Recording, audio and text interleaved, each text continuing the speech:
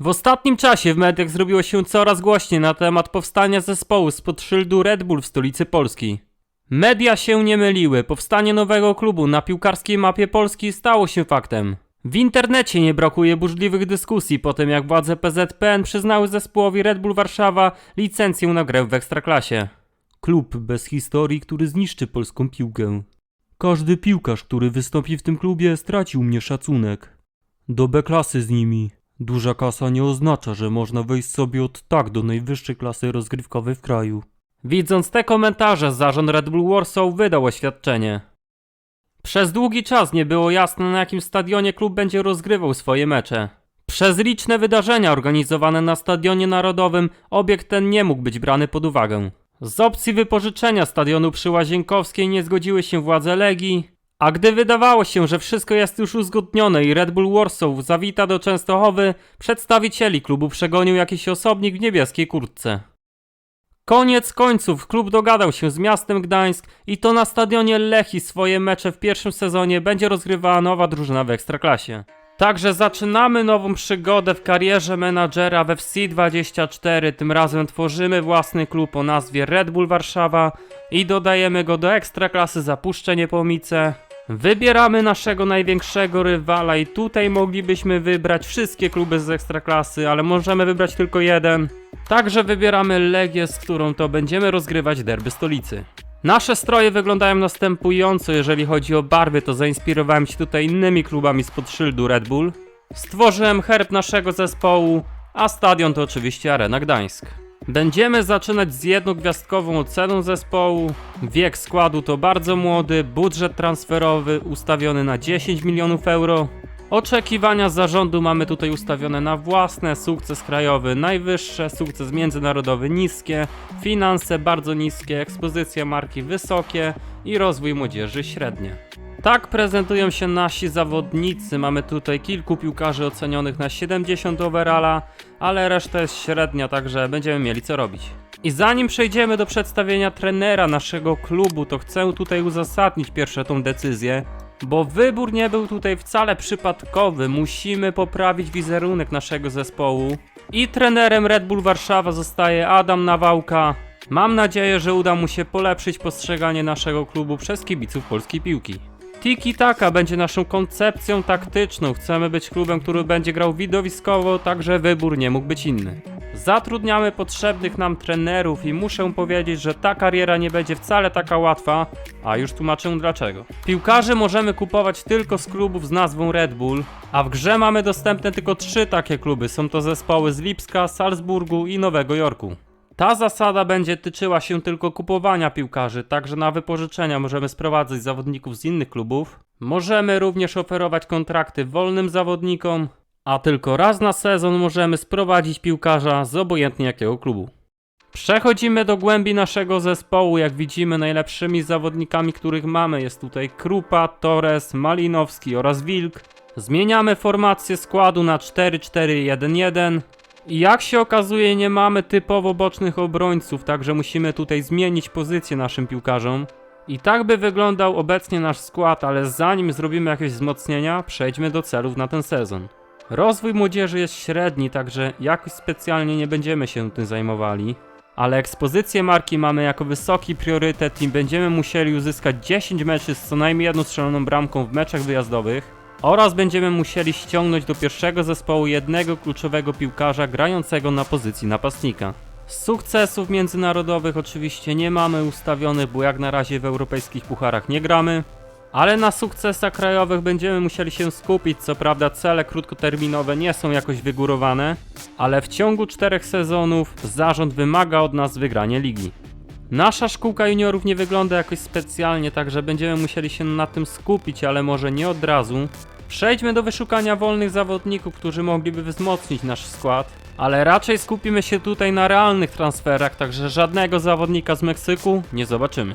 Zerknijmy do Red Bulla z Nowego Jorku, czy tam są jacyś piłkarze, którymi możemy się zainteresować.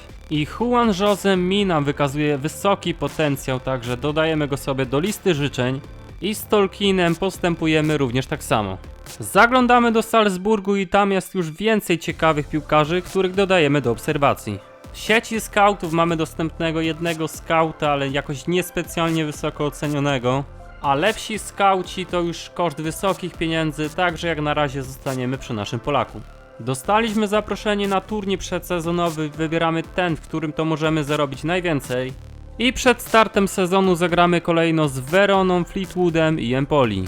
A początek Ekstraklasy zapowiada się niełatwy, bo gramy pierwsze u siebie z Rakowem, a później podejmujemy Legię na wyjeździe, także do tego momentu pasuje zrobić jakieś wzmocnienia.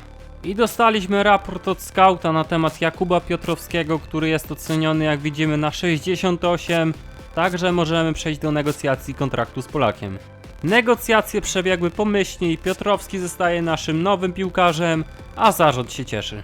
Dodajemy go do pierwszej 11, wygląda teraz to już zdecydowanie lepiej. Symulujemy pierwszy mecz w turnieju z Weroną i wygrywamy 2-0 po bramce Barana i Wilka.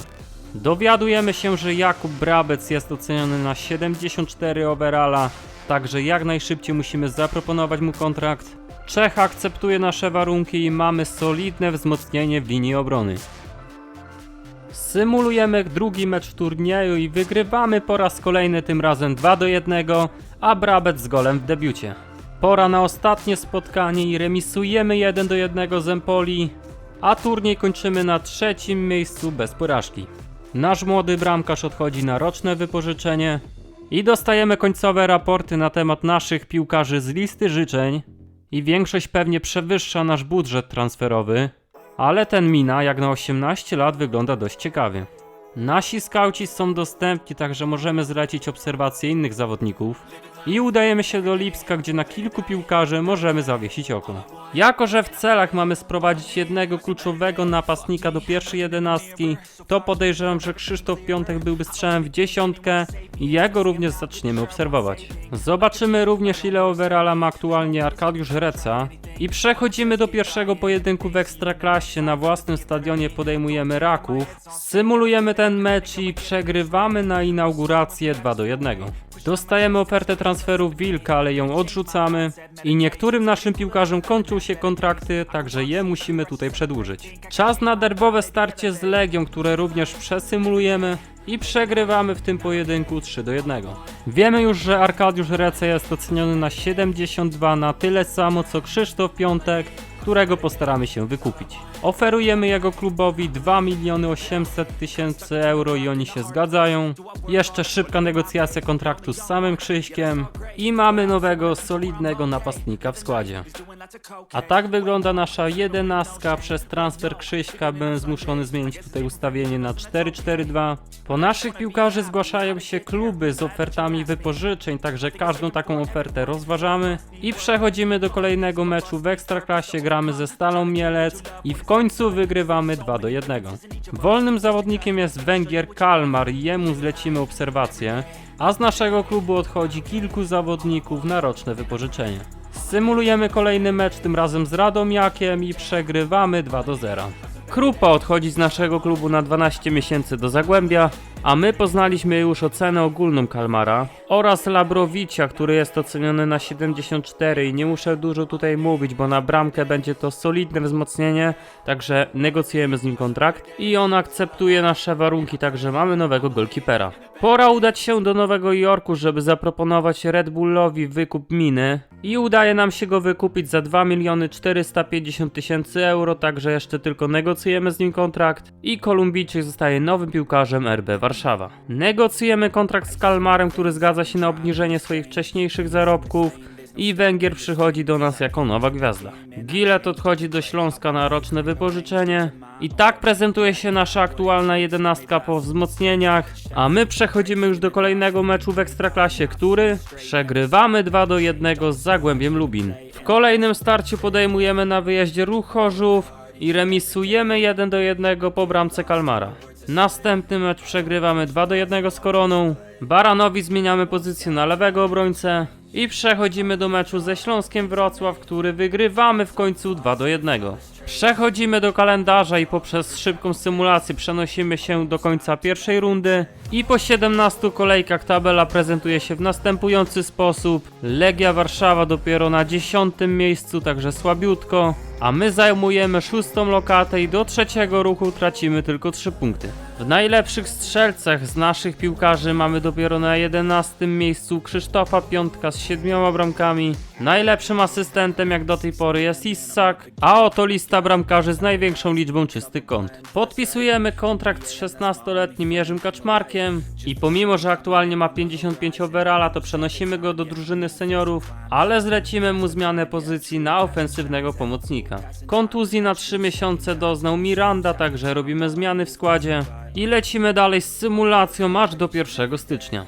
Za grudzień zostaliśmy nagrodzeni nagrodą dla najlepszego menadżera miesiąca. Adrianowi Torresowi za pół roku wygasa kontrakt w naszym klubie, także szybko oferujemy mu nowy. I tak patrzę, a Tolkien zmienił klub na Gironę, także niestety w tym sezonie nie będziemy mogli go sprowadzić, bo nie jest już piłkarzem klubu spod szyldu RB, a ten limit transferowy wykorzystaliśmy na początku sezonu, sprowadzając Krzysztofa Piątka. Próbowałem jeszcze Gironie zaproponować wypożyczenie Tolkiena, ale niestety się nie zgodzili. Ale mamy jeszcze kilku innych zawodników wykazujących wielki potencjał grający w klubach Red Bulla, także ich dodajemy do obserwacji. I zaobserwujemy również 30-letniego Węgra Slotanadża, który aktualnie jest wolnym zawodnikiem. Przed nami czekają nas 2 pojedynki ze Śląskiem Wrocław, jeden w lidze, drugi w pucharze. W tabeli Ekstraklasy mamy 5-punktową przewagę nad Śląskiem, zatem przechodzimy do meczu z nimi. I mecz ligowy kończy się naszą wygraną 2-1. Ale przed nami jeszcze mecz w Pucharze Polski, zatem symulujemy i wygrywamy pewnie 3-0 po hat-tricku Krzysztofa Piątka. W następnej rundzie w Pucharze zmierzymy się z drużyną Zagłębia Lubin, ale w międzyczasie czeka na nas jeszcze mecz z Koroną Kielce. Spotkanie z Koroną remisujemy 1-1, a w 1/8 Pucharu wygrywamy z Zagłębiem i awansujemy do ćwierćfinału. Kończy się ostatnia godzina zimowego okienka transferowego i dostajemy raport od skauta na temat wypatrzonego Węgra przez nas i dowiadujemy się, że ma aktualnie 69 overalla. Przed nami derby Warszawy, czyli mecz z Legią. I jak popatrzymy na tabelę, to wiemy, jak bardzo jest to ważny mecz dla nas, bo różnica między nami 6.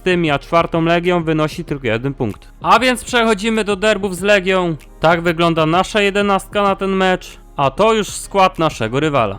Mecz tyle co się zaczął, a Josue już groźnym faulem atakuje Krzysztofa Piątka, ale arbiter nie wyciąga nawet żółtej kartki. Krzysztof Piątek dobrze wypuszcza teraz Kaczmarka. Kaczmarek odgrywa do Piątka, ten schodzi na prawą nogę i strzela bramkę, dając nam prowadzenie w tych derbach.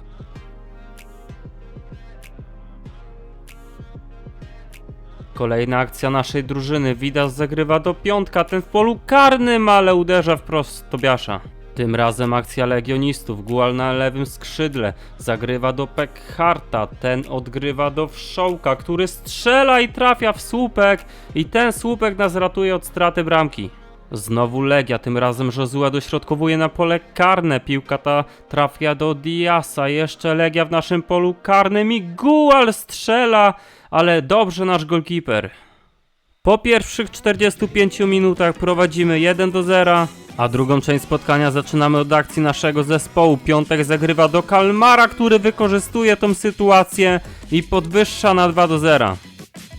Kaczmarek teraz z łatwością wbiega w pole karne Legii, strzela, ale broni to Tobiasz, lecz sytuacja dalej się toczy, piłka trafia do Piątka, a ten strzela drugiego gola w tym meczu.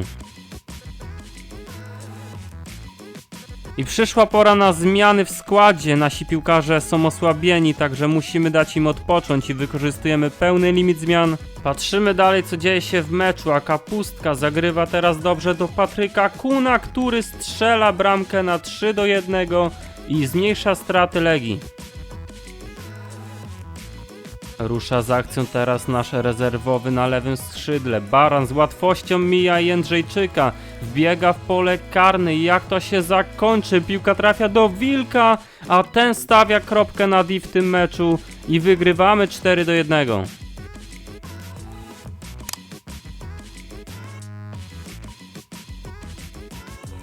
Tak zakończyło się to spotkanie, także wynik zdecydowanie na plus. To statystyki tego meczu, a Krzysztof Piątek został oceniony na dychę. Tak wyglądają pary ćwierćfinałowe w Pucharze Polski. My mierzymy się z Widzewem, symulujemy to spotkanie i wygrywamy 2-1. A przed nami starcie z aktualnym liderem Ekstraklasy, Rakowem Częstochowa. A po tabeli łatwo wywnioskować, że jeżeli chcemy walczyć o mistrza, musimy tutaj zgarnąć pełną pulę. Przechodzimy do symulacji, dzielimy się punktami, bo remisujemy 0-0. Jako że nasi zawodnicy z meczu na mecz są coraz bardziej osłabieni, to musimy im zwiększyć skupienie na kondycji. I dostaliśmy raporty na temat naszych piłkarzy, którymi byliśmy zainteresowani. A ten 18-letni prawy skrzydłowy Holender z Lipska wygląda całkiem. 68 overalla, także być może w przyszłym sezonie spróbujemy go ściągnąć. Wchodzimy w kalendarz i symulujemy mecze aż do spotkania pucharowego z Radomiakiem. I na 2 kolejki przed końcem sezonu w Ekstraklasie już wiemy, że o mistrza w tym sezonie nie powalczymy. Strata punktowa do pierwszego Lecha wynosi 11 oczek, także wiemy, że nie mamy już szans. Ale różnice punktowe do innych klubów nie są już tak wysokie, także w dalszym ciągu możemy powalczyć o lepsze miejsce. Miranda wyleczył już kontuzję, także jego ustawiamy do pierwszego składu. I pierwszy mecz półfinałowy Pucharu Polski już zakończony. Lech wygrał z Piastem Gliwice 3-2. Także jeżeli wygramy z Radomiakiem, to w finale zmierzymy się z Kolejorzem. Przechodzimy do symulacji, wygrywamy pewnie 3-0, także meldujemy się w finale. Nasz młody piłkarz Kaczmarek jest gotowy do ewentualnej zmiany pozycji na SPO, także to robimy i awansuje o overall wyżej. Symulujemy mecz ekstraklasowy z Krakowią, który wygrywamy 4-1. A ostatnim meczem w Ekstraklasie w tym sezonie będzie starcie z Lechem. A Kolejorz ma już zapewnionego mistrza Polski, także nie grają o nic, a my w dalszym ciągu możemy powalczyć o 4. miejsce. Przechodzimy do symulacji meczu z mistrzem i wygrywamy 0-1. I zobaczmy na tabelę Ekstraklasy po pierwszym sezonie i ostatecznie kończymy na 5. miejscu, ale z pozytywów jesteśmy nad Legią, chociaż mamy tyle samo punktów. Krzysztof Piątek na 10. miejscu wśród najlepszych strzelców w lidze. Kalmar na 2. miejscu, jeżeli chodzi o najwięcej asyst. Chociaż nie wiem dlaczego nie jest na 1. miejscu, bo Isak ma też 9 asyst, ale ma o 2 mecze więcej. A Labrowicz został 2. najlepszym bramkarzem w lidze. A przed nami finał Pucharu Polski. W dalszym ciągu możemy powalczyć o trofeum w pierwszym sezonie, także to zróbmy. I mierzymy się oczywiście z Lechem Poznań. W ostatnim spotkaniu z nimi wygraliśmy 1-0, ale mecz meczowi nierówny, także zobaczymy jak będzie to teraz. A tak wygląda drabinka, która doprowadziła nas i Lecha do tego finału. Kolejorz wychodzi takim składem, a to nasza 11. Pierwsza akcja meczu. Isak już staje przed szansą w naszym polu karnym, ale dobrze interweniuje nasz bramkarz. Kolejny atak Lecha, tym razem Barry Douglas i niestety strzela bramkę i przegrywamy w tym finale 1-0.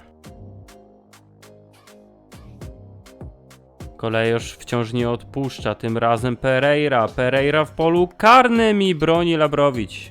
Z rzutu rożnego Lech Poznań, piłka zagrana przed pole karne, strzał z dystansu i po raz kolejny nasz golkiper. Także do przerwy przegrywamy 1-0, no i co tu dużo mówić, fatalna pierwsza połowa w naszym wykonaniu i pora na zmianę w składzie. Za Piotrowskiego wejdzie Malinowski. I w końcu jakiś atak naszego zespołu, Wadis zagrywa do piątka, ale nie ma bramki i broni to golkiper Lecha. W dalszej części spotkania praktycznie nic już się nie działo, więc przegrywamy ten mecz 1-0 i to Lech wznosi kolejne trofeum w tym sezonie. To statystyki tego starcia, ale chyba najbardziej odzwierciedlą naszą grę oceny naszych piłkarzy. Przejdźmy do celów, które udało nam się spełnić w pierwszym sezonie. I z tych ważniejszych, czyli ekspozycja marki i sukces krajowy, spełniliśmy wszystkie oczekiwania zarządu, także i ocena naszego menadżera jest wysoka. Ligę Mistrzów wygrała FC Barcelona z Realem Madryt po rzutach karnych. W Lidze Europy Raków Częstochowa w grupie zajął 3. miejsce, a trofeum w tych rozgrywkach wzniosło PSG. W Lidze Konferencji Legia w grupie zajęła 3. miejsce, Raków odpadł już w rundzie wstępnej, a trofeum wygrał klub Brycz. Tak? Poprzedni sezon dla klubu Red Bull Warsaw nie należał do najprostszych. Drużyna Adama Nawałki potrzebowała dużo czasu na zgranie się nowych piłkarzy. Koniec końców udało im się zająć 5. miejsce w Ekstraklasie i dojść do finału Pucharu Polski, który przegrali z Lechem Poznań. Nowy klub nieco ocieplił swój wizerunek, ale wciąż nie brakuje im krytyków. Gdzie te europejskie puchary? Pierwsze nauczcie się wygrywać w Polsce, bo marnie wam to idzie. Dalej nie popieram tego projektu, ale przyjemnie się patrzy na ich grę. W końcu da się oglądać polską ligę. Adam Nawałka robi niesamowitą robotę. Uważam, że RB w tym sezonie pójdzie na mistrza. Aby klub spełniał swoje założenia, w tym sezonie muszą wywalczyć Mistrzostwo Polski, co umożliwi im grę w kwalifikacjach do Ligi Mistrzów. Zaczynamy drugi sezon kariery menadżera w FC24 stworzonym przez nas klubem Red Bullem Warszawa. Stroje i herb pozostają bez zmian, ale zmieniamy stadion na nowo powstały obiekt w Warszawie Red Bull Arena i to tam będziemy rozgrywać swoje mecze domowe. Naszymi najważniejszymi celami na ten sezon będzie sprowadzenie jednego piłkarza urodzonego w Ameryce Północnej, a w sukcesach krajowych zarząd oczekuje od nas wygrania Ekstraklasy oraz wygrania Pucharu Polski. Nasz budżet na ten sezon wynosi nieco ponad 12 milionów euro, także te pieniądze możemy zainwestować w nowych trenerów. I możemy pozwolić sobie również na nowego skauta, ten ze Słowenii nie jest jakiś drogi i to z nim podpisujemy kontrakt i zlecamy mu 9-miesięczny scouting. Tak wygląda obecnie nasz skład. Najwyżej ocenionym naszym piłkarzem jest bramkarz, ma 74 overalla, a tak patrzę i Malinowski awansował do 72 oceny, także zmieniamy ustawienie składu i dodajemy go do pierwszej jedenastki, która obecnie prezentuje się w ten sposób. I jak dobrze wiemy, możemy kupować piłkarzy tylko z klubów Red Bulla, poza jednym wyjątkiem na sezon i udajemy się do Lipska po 18-letniego Adajego. On wygląda naprawdę perspektywicznie, także spróbujemy go wykupić. Oferujemy pierwsze klubowi z Niemiec 4 200 000, lecz oni chcą więcej, ale ostatecznie udaje się dopiąć transakcji za 4 300 000. Negocjujemy kontrakt z samym Holendrem i mamy nowego prawego skrzydłowego w zespole. Neverton wygląda naprawdę ciekawie, ma 19 lat, jest oceniony na 69 overalla i również João Muniz wygląda dość dobrze, ale musimy pamiętać, że tylko raz na sezon możemy ściągnąć innego zawodnika spoza klubów Red Bulla, także może na razie się wstrzymajmy z tą decyzją. A zajmijmy się na razie naszymi piłkarzami, którym kończą się kontrakty po tym sezonie, także je przedłużamy, a naszych młodych piłkarzy wystawiamy do listy wypożyczeń. I pojawiły się już pierwsze oferty transferów, ale żadna z tych ofert nie jest satysfakcjonująca, także je wszystkie odrzucamy. I dostajemy zaproszenie na turniej przedsezonowy, wybieramy ten, w którym to możemy zarobić najwięcej. I tak wyglądają kluby, z którymi rozegramy mecze przed sezonem. Pierwsze spotkanie czeka nas z drużyną Estoril. Rozważamy oferty za naszych piłkarzy. I FC Porto przychodzi do nas z ciekawą propozycją za Vidasa, oferują ponad 2 miliony euro. Ale Litwin jest kluczową postacią w naszym zespole, także nie możemy dopuścić do tego, aby odszedł. Sprzedajemy pierwszego piłkarza w tym sezonie i do Ruchu Chorzów za 145 000 euro odchodzi nasz zawodnik. A my przechodzimy już do pierwszego spotkania w turnieju przedsezonowym, który remisujemy 1-1. Dalej napływają do nas oferty kupna i wypożyczeń naszych piłkarzy, także je rozważamy. I ostatecznie zarabiamy ponad pół bańki za dwóch naszych zawodników. Drugi mecz w turnieju kończy się ponownie remisem 1-1, a Gilet oraz Krupa odchodzą na 12-miesięczne wypożyczenie. Symulujemy trzeci i ostatni mecz w turnieju, gramy ze Sturmem Graz i przegrywamy 0-2, m.in. po bramce Włodarczyka. Hannes Kuhn zostaje wypożyczony na rok, a spośród wolnych zawodników wypatrzyłem Agera Ketcze, jest oceniony na 74 overalla, także byłby solidnym wzmocnieniem składu i z nim negocjujemy kontrakt, ale nie chciałbym mu płacić 21 000 tygodniowo, ale on nawet nie chce takiej płacy, także dochodzimy z nim do porozumienia i Hiszpan staje się naszym zawodnikiem, a zarząd jest bardzo zadowolony. Zlecimy zmianę pozycji, a dajemy mu na prawego pomocnika. Zobaczymy, może to powiększy mu trochę overall.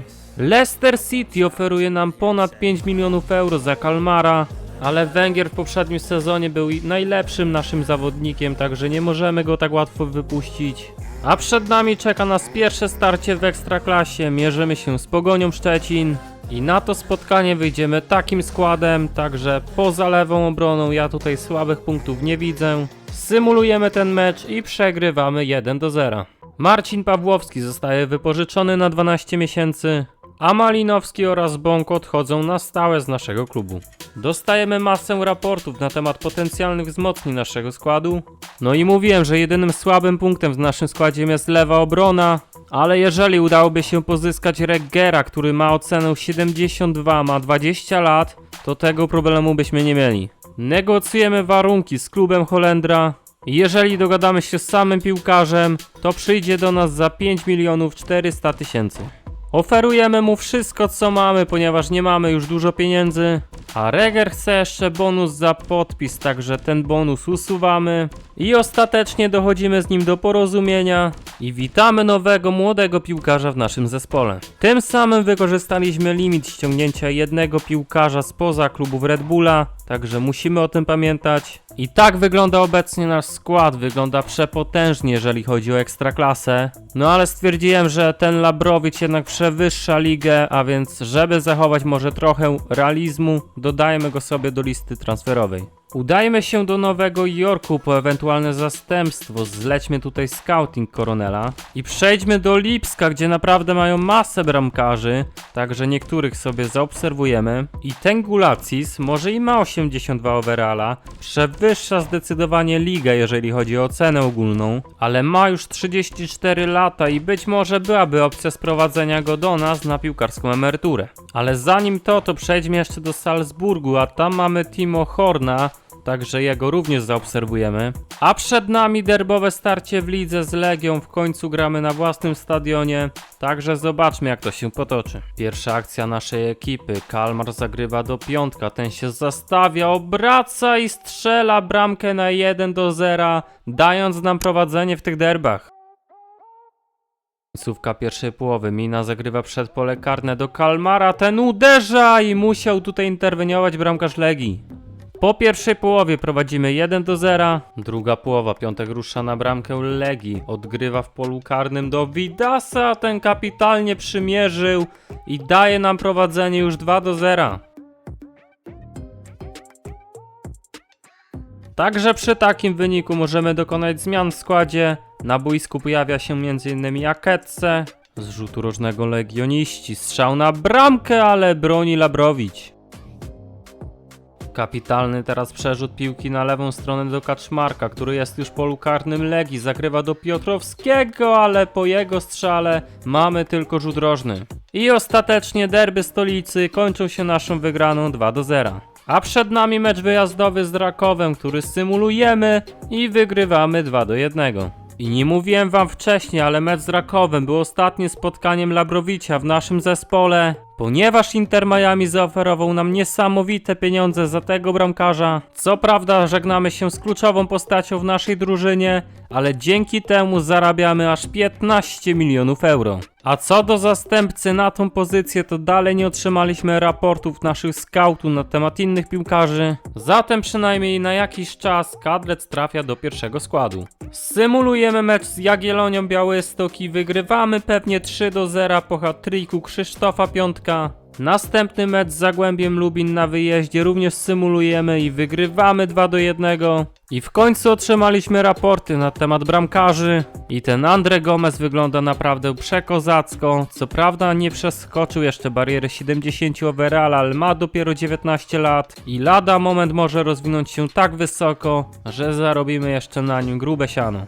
Oferujemy 3 miliony euro za Gomeza i Lipsk się zgadza. Z samym golkiperem dogadujemy się bezproblemowo i Portugalczyk staje się naszym nowym zawodnikiem. Zostało ostatnie 10 godzin ostatniego dnia okienka transferowego, a my mamy jeszcze 10 milionów euro w budżecie transferowym, także na pewno nie wykorzystamy wszystkich tych funduszy w całości, ale śmiało możemy pozwolić sobie na jeszcze jeden transfer i udamy się do Salzburgu po 20-letniego Cameriego. Oferujemy 3,5 miliona euro za Austriaka, a jego klub bezproblemowo się zgadza. Szybko negocjujemy kontrakt z samym piłkarzem i witamy kolejnego zawodnika w naszym zespole. Zlecamy mu zmianę pozycji na lewego skrzydłowego, ponieważ SPO mamy już zaklepane i kończymy ostatnią godzinę okienka transferowego. Przechodzimy w kalendarz i symulujemy czas aż do 9 grudnia, czyli na koniec pierwszej rundy Ekstraklasy. W międzyczasie zmieniamy pozycję Adayemu na prawego skrzydłowego i awansuje o 1 punkt overalla. I patrzymy na tabelę Ekstraklasy po pierwszych 17 kolejkach. Jak na razie zajmujemy pierwszą pozycję w lidze, mamy 8 punktów przewagi nad drugim Lechem. Krzysztof Piątek jest obecnie najlepszym strzelcem w lidze, ma 15 goli. Jeżeli chodzi o asysty, to Adai zajmuje drugie miejsce, a to klasyfikacja bramkarzy z największą liczbą czystych kąt. Za listopad zostaliśmy nagrodzeni nagrodą dla menadżera miesiąca, a tak prezentuje się nasz skład i oceny naszych piłkarzy. Krzysztof Piątek, Kalmar oraz Brabec ocenieni na 75 overalla, także wydaje mi się, że mamy najlepszy skład w lidze. I przechodzimy do dalszej symulacji terminarza, przenosimy się aż do 1 stycznia. I przyszedł czas, aby zająć się przedłużeniem kontraktów piłkarzom, którzy za 6 miesięcy będą mogli odejść za darmo, także tym się zajmujemy. Do listy życzeń dodajemy Kamila Piątkowskiego, który jak się okazuje ma ocenę 75 overalla. Przed nami pojedynek z drugim w lidze Lechem Poznań. Jeżeli wygramy, będziemy mogli odskoczyć im na 10 punktów, także symulujemy ten mecz i niestety przegrywamy 2-1. Dostajemy ofertę od Besiktasu, który jest zainteresowany Brabecem i tą ofertę sobie rozważymy. I ostatecznie ugadujemy ofertę transferu na 4 miliony euro.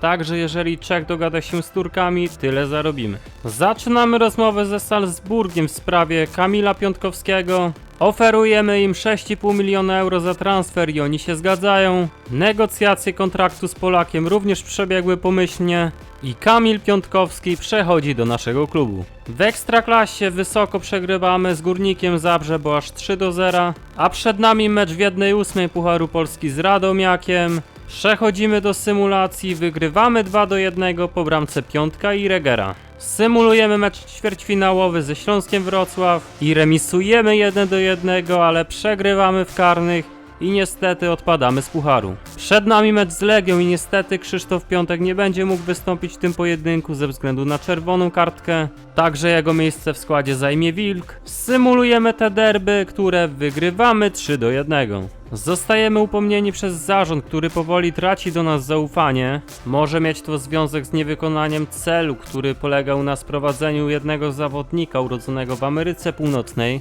Także wyszukajmy sobie jakiegoś wolnego zawodnika, który na przykład urodził się w USA i zaproponujmy podpisanie kontraktu Aguirze, który akceptuje warunki kontraktu i przychodzi do nas za darmo. Nasza ocena dalej jest nie za ciekawa, przed nami mecz z Pogonią Szczecin i ten mecz wygrywamy 2-1.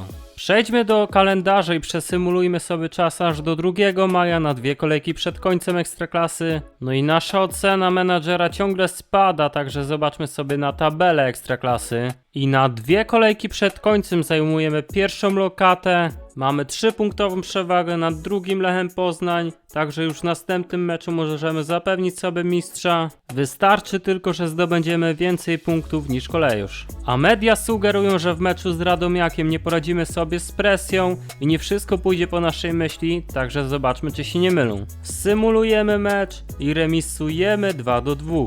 Ale jak widzimy, Lech również musiał zremisować swój mecz, ponieważ dalej mamy 3 punkty przewagi nad nimi. Także spotkanie i ostatni mecz w lidze z Widzewem będzie decydowało, czy zdobędziemy mistrza. Zatem przenosimy się do Łodzi i zakładając, że Lech Poznań wygra swój mecz, my musimy tutaj co najmniej zremisować. Pierwsza akcja meczu i Krzysztof Piątek rusza już z sytuacją sam na sam, ale niestety nie pokonuje bramkarza gospodarzy. Kolejna akcja naszej ekipy i znowu Krzysztof Piątek wybiegał za ostatniego obrońcę. I to musi być czerwona kartka. I też tak się dzieje, za ten faul arbiter ukarał zawodnika Widzewa czerwonym kartonikiem. Także gramy teraz z przewagą jednego zawodnika i musimy to mądrze rozegrać. Reger jest w polu karnym, zagrywa do Kalmara, ten do Piątka, który uderzył. Jeszcze Adai próbował zaskoczyć bramkarza gospodarzy, ale niestety mu się to nie udało. Do przerwy remisujemy bezbramkowo. Mamy okazję z rzutu rożnego, piłka ląduje na głowę Adaiego, ale broni to Krzywański. Kolejny stały fragment gry i po raz kolejny uderza Adai, ale znowu golkiper gospodarzy. No to może teraz do 3 razy sztuka i znowu to samo. Akcja naszej ekipy, Kalmar wypuszcza Adaiego, ten wbiega pole karne i w końcu strzela bramkę, dając nam prowadzenie. Obecnie jesteśmy mistrzem Polski. Pora dokonać zmian w składzie, a Ketce wchodzi za Kalmara, Kameri za Widasa oraz Wilk za Krzysztofa Piątka. Piotrowski wbiega w pole karne, uderza, ale z tego kąta bramki nie strzeli. Adai próbuje z dystansu, ale broni mu to Krzywański. Malinowski zagrywa do Piotrowskiego, a ten z 16 metrów umieszcza piłkę w siatce. I prowadzimy już 2-0 w Łodzi. I tym wynikiem zakończyło się to spotkanie. Cała nasza drużyna się cieszy, bo w końcu możemy wznieść do góry trofeum za mistrza Polski. Udzielamy wywiadu pomeczowego, w którym chwalimy naszych piłkarzy. I tak prezentuje się tabela na koniec Ekstraklasy. Zostajemy mistrzem Polski, a to oznacza, że w przyszłym sezonie zagramy w kwalifikacjach do Ligi Mistrzów. Lech Poznań na drugim miejscu, Raków na trzecim, Legia dopiero na 7, a tabelę zamykają 2 kluby z Łodzi. Krzysztof Piątek zostaje królem strzelców Ekstraklasy z 27 bramkami, Adai na 5. miejscu w tej klasyfikacji z 14 trafieniami, Kalmar najlepszym asystentem wraz z Nowakiem, a to lista golkiperów z największą liczbą czystych kąt. Dostajemy pochwałę od zarządu za doskonałe wyniki w szkółce juniorów, a jeżeli chodzi o najlepszych piłkarzy w naszym zespole, biorąc pod uwagę średnią ocenę średnich meczowych, to Krzysztof Piątek jest na 1. miejscu z łączną notą 7,78, drugi jest Adai, ma 7,29, a trzeci Kalmar 7,19. Ligę Mistrzów wygrał Manchester City z Benficą, ale dopiero po karnych. W Lidze Europy Lech Poznań zajął 3. pozycję w fazie grupowej. Trofeum za te rozgrywki wygrała Sevilla. W Lidze Konferencji Raków Częstochowa zakończył swoją przygodę już w fazie grupowej, zajmując ostatnie miejsce w grupie. Lech Poznań w rundzie wstępnej pokonał swoich rywali, wygrywając 2-1, ale w 1/8 już odpadli, przegrywając w dwumeczu 5-1, a Ligę Konferencji wygrała AS Roma. Ubiegły sezon dla drużyny Red Bull Warszawa zakończył się zdobyciem tytułu mistrza Polski. Krzysztof Piątek został najlepszym strzelcem w lidze, a drużynę Adama Nawałki czekają kwalifikacje do Ligi Mistrzów. Po tych sukcesach postrzeganie nowego klubu przez kibiców znacznie się zmieniło. Mimo, że nie kibicuję im w Ekstraklasie, uważam, że godnie będą reprezentować nasz kraj w Europie. Kawał dobrej roboty. Trzymam kciuki za nich w Lidze Mistrzów, aby pokazali, że klub z Polski może grać Champions League dobrą piłkę. Masa utalentowanych piłkarzy w tym klubie sprawia, że polska Ekstraklasa staje się bardziej atrakcyjniejsza dla dobrych zawodników. Czy RB Warsaw przełamie fatalną serię zakwalifikowania się klubu z Polski do Ligi Mistrzów? Tego dowiemy się w tym sezonie. Zatem startujemy już z 3. sezonem kariery menadżera klubem RB Warsaw. I od tego momentu poza polską Ekstraklasą możemy się skupić w końcu na europejskich pucharach, ponieważ jak dobrze wiemy, rok temu udało nam się zdobyć tytuł mistrza Polski i w tym sezonie zagramy w kwalifikacjach do Ligi Mistrzów. Stroje na ten sezon pozostawiamy bez zmian i dostajemy komunikat, który informuje nas, że budżet transferowy na ten sezon wynosi ponad 11 milionów euro, także na pewno skorzystamy z tych pieniędzy. Stop! Mała przerwa na reklamę. W ostatnim czasie udało mi się włączyć wspieranie kanału. Także jeżeli masz chęć zostawienia paru groszy na coraz to lepsze odcinki, bardzo zachęcam i dziękuję. Co do celów od zarządu na ten sezon, to ekspozycja marki ma najwyższy priorytet. Zarząd wymaga uzyskania 10 meczów bez porażki u siebie w tym sezonie oraz sprowadzenia jednego młodego piłkarza, także z tym nie powinniśmy mieć problemów. W sukcesach krajowych musimy wygrać ligę oraz wygrać Puchar Polski. I nie wiem, czy ktoś z zarządu ma jakieś problemy zdrowotne, ale musimy dotrzeć aż do ćwierćfinału Ligi Mistrzów. Zlecamy scouting na terenie Polski na 9 miesięcy. A tak prezentuje się aktualnie nasz skład. Najwyżej oceniony jest tutaj Piątkowski z Kalmarem na 76, Krzysztof Piątek z overallem 75, a to zawodnicy, którzy wrócili do nas z wypożyczeń. Przedłużamy kontrakty z zawodnikami, którym kończą się umowy po tym sezonie. Naszych młodych zawodników dodajemy do listy wypożyczeń, a piłkarzy, którzy nie mają szans na grę w zespole, wysyłamy na listę transferową. Z zaproszeń na turniej przedsezonowy wybieramy Europejski Puchar Narodów i czekają nas 3 spotkania, kolejno z Genoą, Frosinone oraz Luton. Ekstraklasę rozpoczniemy od meczu z Radomiakiem, a już za ponad miesiąc czeka nas 3. runda w kwalifikacjach do Ligi Mistrzów, w której to zmierzymy się z Helsinkami. Rozważamy oferty transferowe i wypożyczeń naszych piłkarzy. I od tego sezonu, żeby przyspieszyć trochę odcinki, zdecydowałem, że nie będę wam pokazywał wszystkich negocjacji. Jeżeli jakiś piłkarz odejdzie z klubu, to po prostu was o tym poinformuję. Przechodzimy do symulacji pierwszego meczu w turnieju przedsezonowym z Genoą i remisujemy 2-2 po 2 bramkach Kalmara. Drugi mecz z Frosinone przegrywamy 1-0. 3 naszych piłkarzy odchodzi na roczne wypożyczenia, a Igor Wilk zostaje sprzedany za 340 000 euro. Symulujemy ostatni mecz w turnieju z Luton, który wygrywamy 2-1 i ostatecznie zajmujemy 5. pozycję w tabeli. Bąk i Pawłowski opuszczają klub na roczne wypożyczenie, a Fabian Wawrzyniak zostaje sprzedany za 200 000. Dostajemy bardzo ciekawą ofertę transferu za Kalmara od Leicester City. I w przypadku naszego klubu transfer opiewający na kilkanaście milionów euro za 30-letniego zawodnika byłby czymś wielkim. Także przechodzimy do negocjacji z klubem z Anglii. Oferujemy 16 milionów euro, a oni to akceptują. I jeżeli Węgier dogada się z Leicester, nasz budżet dostanie solidny zastrzyk gotówki. Przechodzimy do pierwszego meczu w Ekstraklasie, mierzymy się z Radomiakiem, symulujemy mecz i wygrywamy pewnie 3-0. I to spotkanie było ostatnim meczem Kalmara w naszym zespole. Węgier odchodzi do Leicester, a zarząd przyznaje nam rację, że była to doskonała okazja.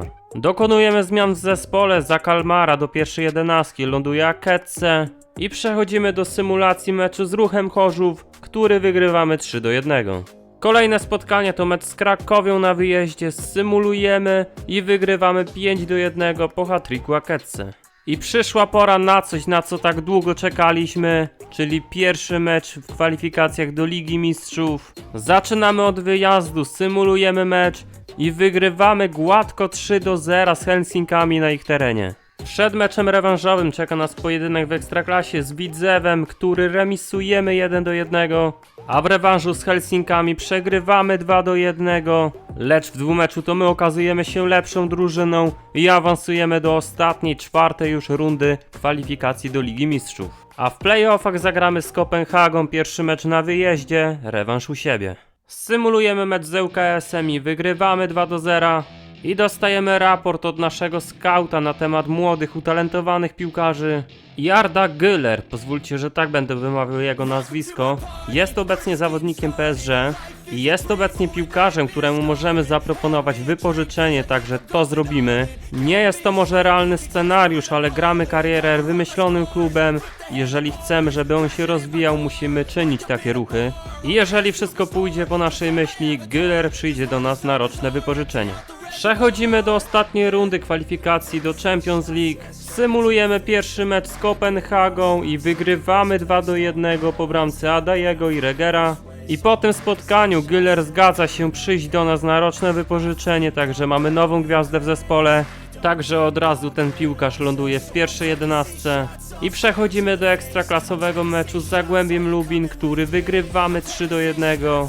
I tym sposobem jesteśmy w ostatnim dniu okienka transferowego. Nasz budżet wynosi 25 milionów euro, także na pewno dokonamy tutaj jeszcze kilku ciekawych wzmocnień. I postaramy się sprowadzić Duranvilla z Borussii Dortmund. Z naszym budżetem bez problemu moglibyśmy zaproponować BVB kupno Belga, ale musimy pamiętać, że tylko raz na sezon możemy sprowadzić jednego zawodnika spoza klubów Red Bull. Także tej opcji nie będę teraz wykorzystywał na tym piłkarzu i zaoferujemy klubowi z Dortmundu wypożyczenie z opcją wykupu. I ostatecznie dochodzimy do porozumienia. Duranville przychodzi do nas na 12 miesięcy i po tym okresie będziemy mogli go wykupić za tylko 9 milionów euro.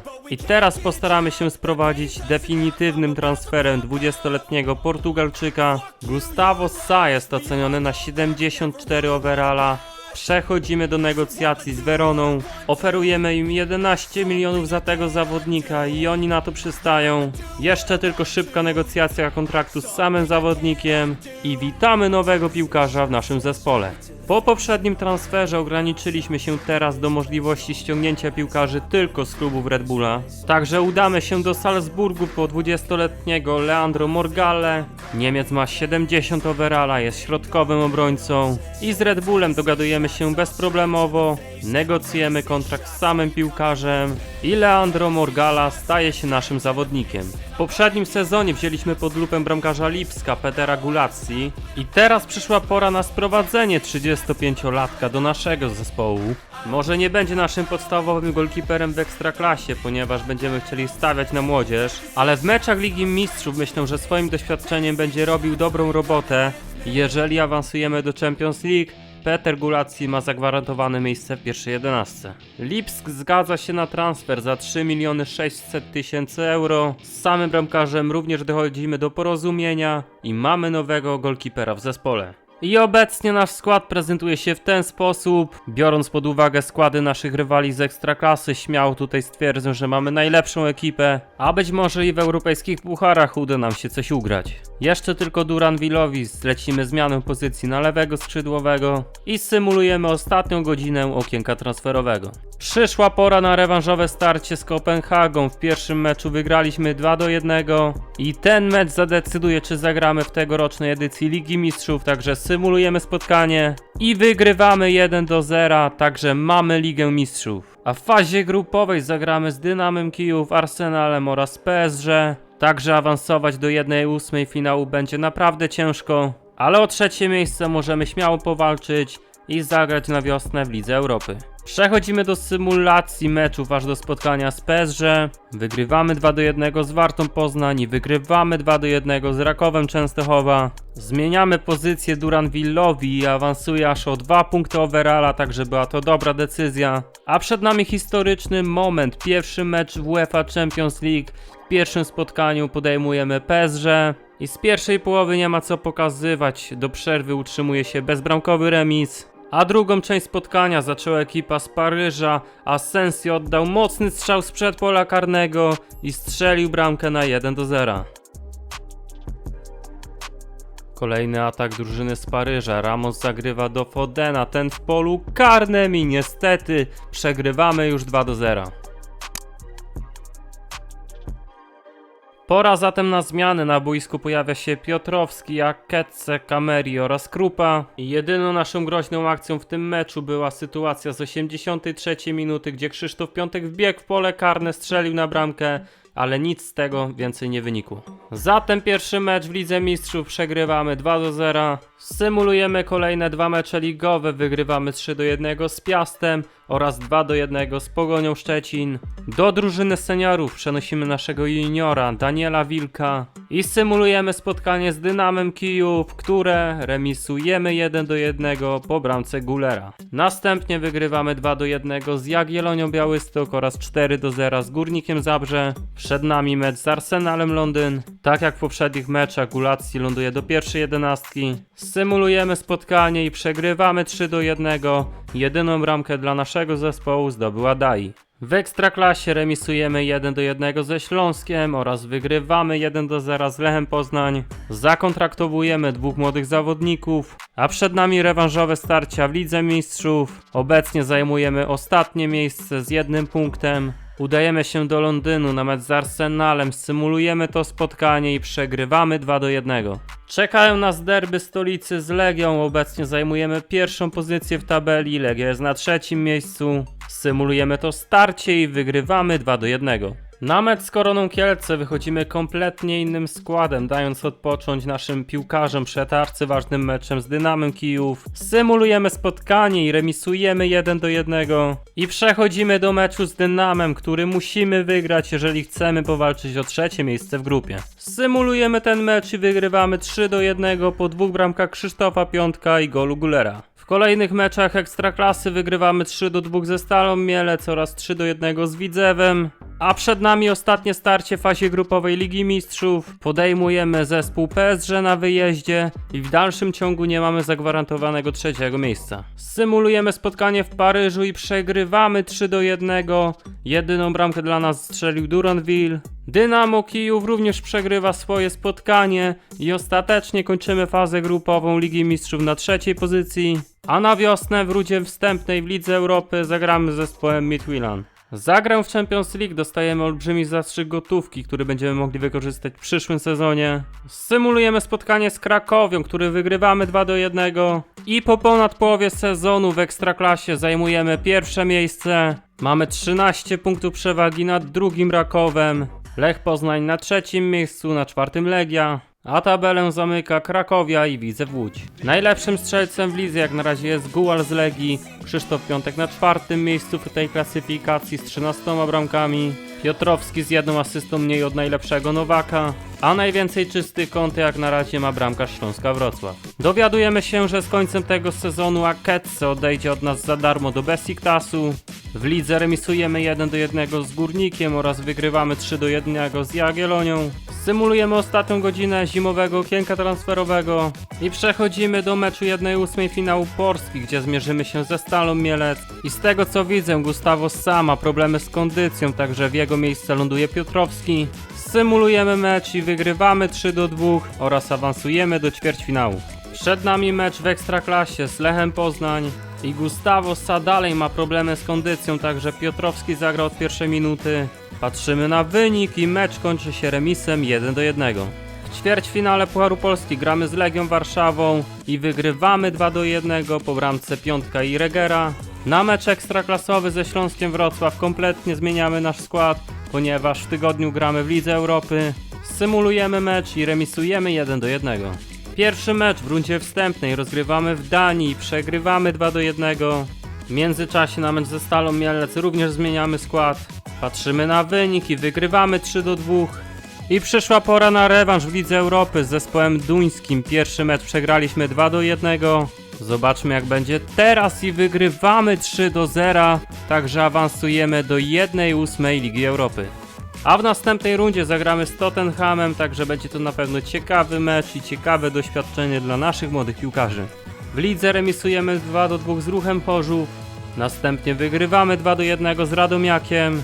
I przyszła pora na mecz z Tottenhamem, oto skład Anglików. Tak wygląda nasza 11 na ten mecz. Przechodzimy do symulacji, przegrywamy 2-1. I jak widzimy była szansa na remis, ale Krzysztof Piątek nie wykorzystał 11. Przed nami starcie z Rakowem Częstochowa. Jeżeli wygramy ten mecz, będziemy mieli aż 12 punktów przewagi nad nimi. Ale musimy pamiętać, że w tygodniu gramy rewanżowy mecz z Tottenhamem, także zmieniamy nasz skład.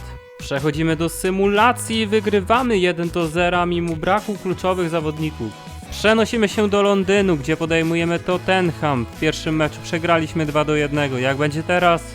Pierwsza akcja gospodarzy, już groźny strzał McAllistera, który kończy się bramką i już na samym początku meczu przegrywamy 1-0. Akcja naszej ekipy, Piotrowski zagrywa do Güllera, nie ma spalonego, strzela, ale piłka wychodzi na rzut z autu. Zaire Emery teraz rusza z atakiem, wbiega w pole karne i strzela, podwyższając wynik meczu na 2-0.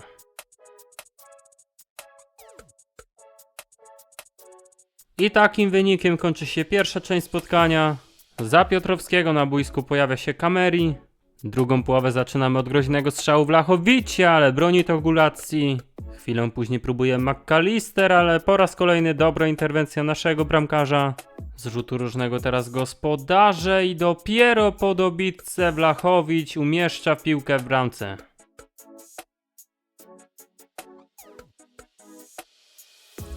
Kolejne ataki naszych rywali. Wlachowicz broni Gulacji. Następnie strzał Madisona i po raz kolejny dobrze Węgier. Ten mecz przegrywamy 3-0 i kończy się nasza przygoda w europejskich pucharach w tym sezonie. Spada ocena naszego menadżera, ponieważ nie awansowaliśmy do ćwierćfinału. Następne wyniki naszych meczy to remis 2-2 z Wartą Poznań oraz wygrana 3-1 z Koroną Kielce. A przed nami derby stolicy z Legią. Jeżeli wygramy ten mecz, zapewnimy sobie Mistrzostwo Polski. Przechodzimy do symulacji, wygrywamy 3-0 po 2 bramkach Krzysztofa Piątka i golu Widasa. I jasno po tabeli widać, że różnica między nami a drugim Rakowem wynosi 13 punktów. A zostały tylko 4 kolejki do końca sezonu, także tytuł jest już w naszych rękach. W kolejnych meczach wygrywamy 2-0 z Zagłębiem oraz 2-1 z ŁKS-em. A przed nami półfinał Pucharu Polski. Mierzymy się z ŁKS-em, symulujemy ten mecz i wygrywamy 3-2. A w finale zagramy z Rakowem Częstochowa, który pokonał Zagłębie Lubin. W tym sezonie, jak do tej pory, zapewniliśmy sobie tytuł Mistrza Polski, awansowaliśmy do finału Pucharu, ale to nie koniec niespodzianek dla naszych kibiców, ponieważ Robertowi Lewandowskiemu z końcem sezonu wygasa kontrakt w FC Barcelonie i na ostatni rok, może 2 lata swojej kariery postaramy się go sprowadzić właśnie do klubu RB Warsaw. Proponujemy mu podpisanie kontraktu na rok, on się oczywiście zgadza. I przyszedł czas na zaoferowanie płacy Robertowi i nie ukrywam, że nie chciałbym tutaj przepłacać. Oferujemy 35 000 tygodniówki, ale on niestety się nie zgadza i negocjacje zostały zerwane. W ostatnich meczach w Ekstraklasie remisujemy 2-2 z Pogonią Szczecin i na koniec sezonu wygrywamy 3-0 z Piastem Gliwice. I tak wygląda tabela Ekstraklasy na koniec sezonu. Zajmujemy oczywiście pierwszą pozycję, mamy 10 punktów przewagi nad drugim Rakowem.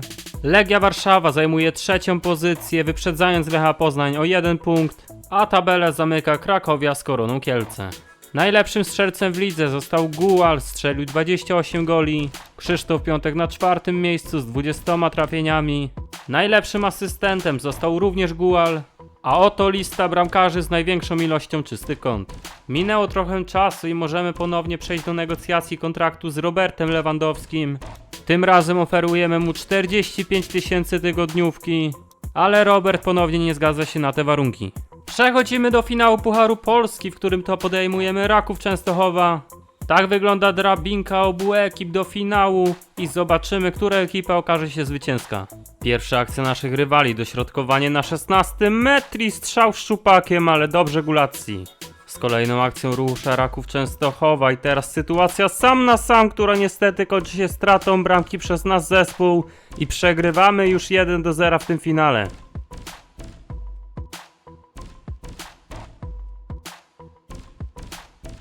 Końcówka pierwszej połowy, Myszor dostaje piłkę w pole karne, ale trafia obok bramki.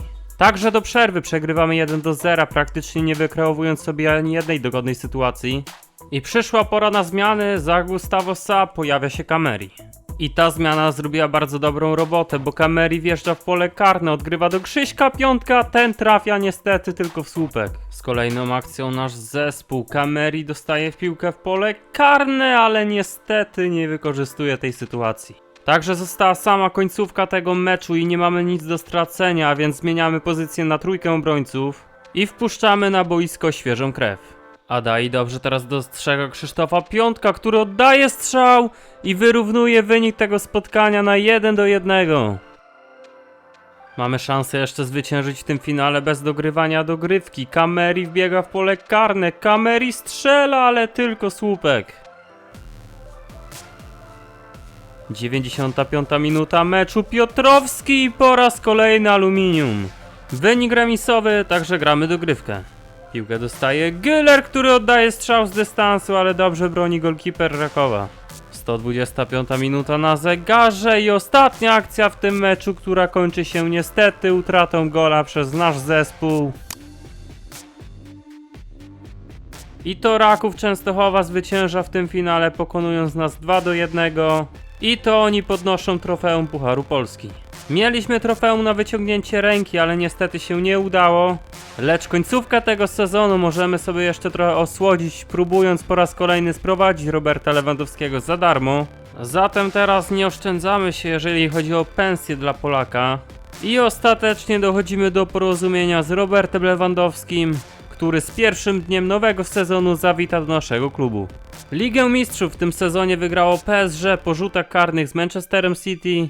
Tottenham wygrał Ligę Europy. W Lidze Konferencji Raków Częstochowa zajął 3. miejsce w fazie grupowej, a trofeum za te rozgrywki wygrał Stade Rennes. Najlepiej ocenionym piłkarzem z naszej drużyny za ten sezon był Krzysztof Piątek, który łącznie strzelił 28 goli, a drugim wysoko ocenionym zawodnikiem był Güler, który we wszystkich rozgrywkach zaliczył 13 bramek i 12 asyst. Tak. Nowy klub w Polsce robi furorę w Europie. Wszyscy są pełni podziwu projektu RB Warsaw. W ciągu zaledwie 3 lat klub ten zdołał wygrać 2 razy Ekstraklasę, a w poprzednim sezonie zaszedł aż do 1/8 Ligi Europy. Brawo, w końcu polska piłka ma klub, który może rywalizować z największymi. Lada moment i nie będzie trzeba siedzieć przed TV oglądając zachodnie ligi i grających tam piłkarzy. Dzięki temu klubowi polska liga staje się bardziej atrakcyjniejsza dla utalentowanych zawodników. Jeżeli sprowadzą Roberta Lewandowskiego, idę na ich mecz pieszo. Kolejny sezon dla klubu ze stolicy Polski to nowe wyzwania. Spełnić cele zarządu ma pomóc sam Robert Lewandowski, który przychodzi do Red Bull Warsaw za darmo. Jak polski napastnik poradzi sobie na ekstraklasowych boiskach, tego dowiemy się w tym sezonie.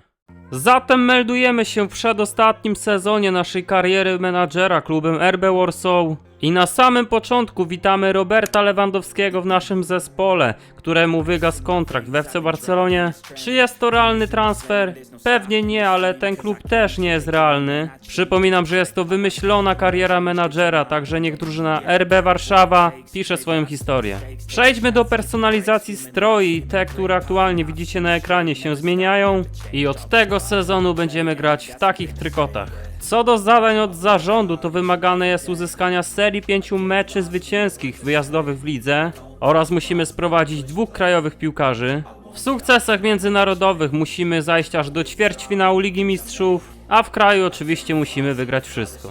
Nasz budżet wynosi 27 milionów euro, także na pewno te pieniądze dobrze zainwestujemy. I zaczniemy od wykupu Duranville'a, który ubiegły sezon spędził u nas na wypożyczeniu. Zawodnik ten aktualnie jest oceniony na 78 overalla i możemy go wykupić za niespełna 9 milionów euro, także to robimy. Negocjujemy kontrakt z samym piłkarzem. Belg przystaje na nasze warunki i przychodzi do naszej drużyny jako nowa gwiazda. Robertowi zmieniamy numer na 9, żeby to dobrze wyglądało.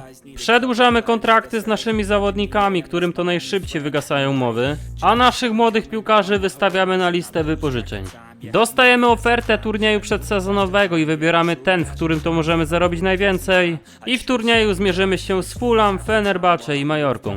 Symulujemy pierwsze spotkanie w turnieju z Fulham, które kończy się remisem 1-1. Kobayashi zostaje sprzedany za 800 000 euro. Drugie spotkanie w turnieju przegrywamy 2-0 z Fenerbahce, a Peter Bong odchodzi na 12-miesięczne wypożyczenie.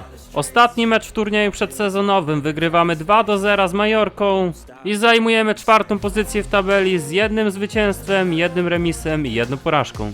Dostajemy ofertę transferu od Sportingu za Gustavo Sa i tą ofertę przenegocjujemy.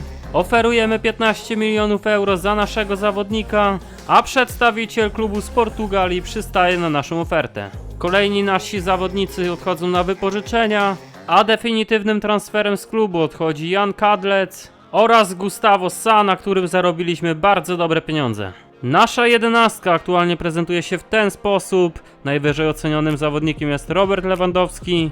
I to właśnie lewemu przyznajemy opaskę kapitana. Jako że nasza kariera jest mało realistyczna, to ją kontynuujmy i zaoferujmy FC Barcelonie wypożyczenie Luki Romero.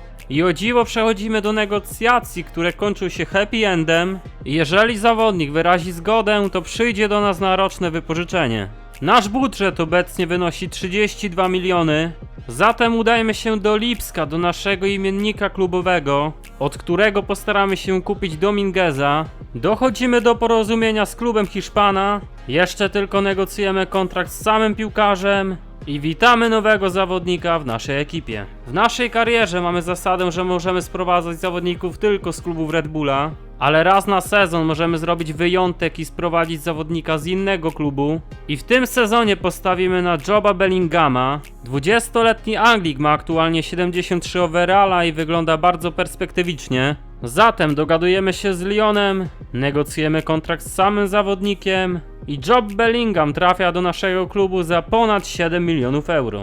Tak wygląda nasza podstawowa 11 i Cameriego nie potrzebujemy już jako lewego skrzydłowego, zatem zlecamy mu zmianę pozycji na SPO. Symulujemy pierwszy mecz w Ekstraklasie, wygrywamy 2-0 ze Śląskiem Wrocław po golu Piątka oraz Lewandowskiego. Krupa odchodzi na roczne wypożyczenie, a do naszego klubu na 12 miesięcy przychodzi Luka Romero. Argentyńczyka umieszczamy od razu w pierwszej 11. Z klubu odchodzą kolejni piłkarze na wypożyczenia, a Jakuba Barana sprzedajemy za ponad 500 000 euro. Symulujemy wyjazdowy mecz z Zagłębiem Lubin, wygrywamy 1-0. Adam Pawłowski odchodzi na roczne wypożyczenie do Warty. Kamer jest gotowy na zmianę pozycji, którą zmieniamy na SPO. Na mecz z ŁKS-em wychodzimy nieco słabszym składem, ponieważ w tygodniu gramy w eliminacjach do Ligi Mistrzów. I ten mecz remisujemy 1-1. I przyszła pora na pierwszy mecz eliminacyjny do UEFA Champions League. Gramy ze Stałą Bukareszt. Symulujemy ten mecz i wygrywamy 1-0 na wyjeździe. W Ekstraklasie pokonujemy Pogoń Szczecin 2-0. I pora na rewanżowe starcie z drużyną z Rumunii. Dokonujemy drobnych zmian w składzie. Przechodzimy do symulacji i ponownie wygrywamy 1-0. I wiemy już, że w playoffach o Ligę Mistrzów zagramy z Dynamem Kijów. Leeds United przychodzi do nas z niesamowicie wysoką ofertą transferu za Krzysztofa Piątka. Klub z Anglii już teraz oferuje nam 17,5 miliona euro. A biorąc pod uwagę, że Piątek ma już 31 lat, możemy siąść do negocjacji. I udaje nam się dogadać na 20,5 miliona za Krzysztofa Piątka. Zatem żegnamy polskiego El Pistolero z naszego klubu. Pasuje poszukać zastępstwa za Krzysztofa Piątka i znalazłem takiego zawodnika jak George Ilenikinia. 20-letni Francuz ma 75 overalla i co najważniejsze jest zawodnikiem klubu Red Bull Lipsk. Także bez problemu możemy sprowadzić go do naszej drużyny, ale pierwsze musimy dogadać się z klubem z Niemiec. No i szybko dogadujemy się z klubem Francuza. Ilenikinia akceptuje nasze warunki kontraktu i przychodzi do nas za 14 milionów euro. A więc tak wygląda obecnie nasz skład. Ciężko byłoby sobie wyobrazić taką jedenastkę jakiegokolwiek klubu z Ekstraklasy. Najsłabszym zawodnikiem w pierwszej jedenastce jest Morgalla, oceniony na 72. I podejrzewam, że na tle innych klubów jest jednym z lepszych zawodników w całej lidze. No ale dobra, przechodzimy do kolejnego meczu w Ekstraklasie, który wygrywamy 1-0 z Ruchem Chorzów. Sprzedajemy Mortalcia za 240 milionów euro. I kolejni zawodnicy odchodzą na wypożyczenia. Symulujemy pierwszy mecz z Dynamem Kijów, który wygrywamy 1-0 po bramce Lewandowskiego. W Ekstraklasie remisujemy 2-2 z Wartą Poznań. I przed rewanżowym starciem z Dynamem przejdziemy sobie do realizacji naszego celu, który polega na sprowadzeniu 2 polskich zawodników. A jako, że nie ma żadnego polskiego piłkarza grającego w klubach Red Bull, to musimy udać się na rynek transferowy i wyszukać wolnych piłkarzy. I takim zawodnikiem jest Bartosz Kapustka, który aktualnie jest bez klubu, a drugi zawodnik to Tymoteusz Puchacz. I tych 2 piłkarzy sprowadzamy do RB Warszawa. Symulujemy ostatnią godzinę okienka transferowego i przechodzimy do rewanżu z Dynamem Kijów, symulujemy mecz i remisujemy 2-2. Zatem w 2 meczu jesteśmy drużyną lepszą i zapewniamy sobie udział w fazie grupowej Ligi Mistrzów. A naszymi rywalami będzie Arsenal, Celtic oraz czekają nas derby z Lipskiem. Grupa wcale nie wydaje się taka prosta, ale takim składem 3. miejsce to myślę, że plan minimum. Symulujemy 2 mecze w Ekstraklasie, wygrywamy 4-2 z Piastem Gliwice oraz remisujemy 1-1 z Górnikiem Zabrze. I przyszła pora na pierwsze spotkanie w Lidze Mistrzów. Udajemy się do Londyna na mecz z Arsenalem.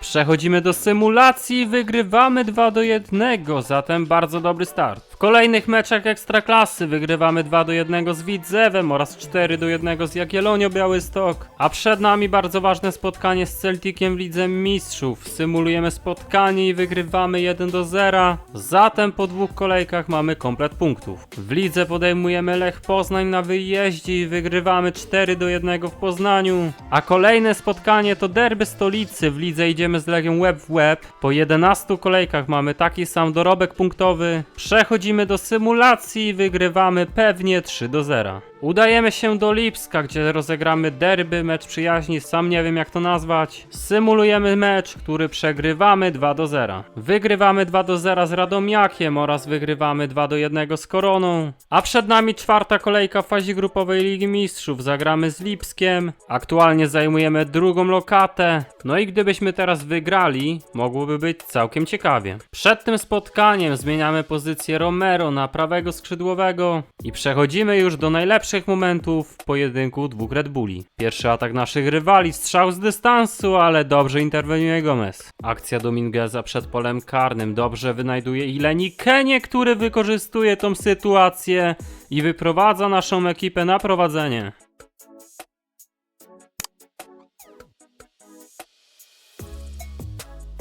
Elmas ma teraz dużo miejsca, strzela na naszą bramkę, ale na szczęście niecelnie. Z rzutu rożnego teraz nasi rywale, dośrodkowanie na pole karne, strzał i po raz kolejny bardzo dobrze Gomez. Olmo przed polem karnym strzela, ale Gomez dzisiaj bezbłędny. Po pierwszej połowie prowadzimy 1-0, a druga połowa nie była dość za ciekawa. Najlepsza akcja to ta, którą właśnie teraz widzicie. No i wygrywamy to spotkanie 1-0. Po 4 kolejkach mamy 3 zwycięstwa, także w grupie robi się dość ciekawie. W Ekstraklasie wygrywamy 2-0 z Krakowią, ale przegrywamy 2-1 z Rakowem, a przed nami wyjazdowe starcie z Celticiem. Drużyna z Glasgow ma aktualnie 0 punktów. Symulujemy to spotkanie i niestety przegrywamy 2-1. Przegrywamy również ze Stalą Mielec 2-0.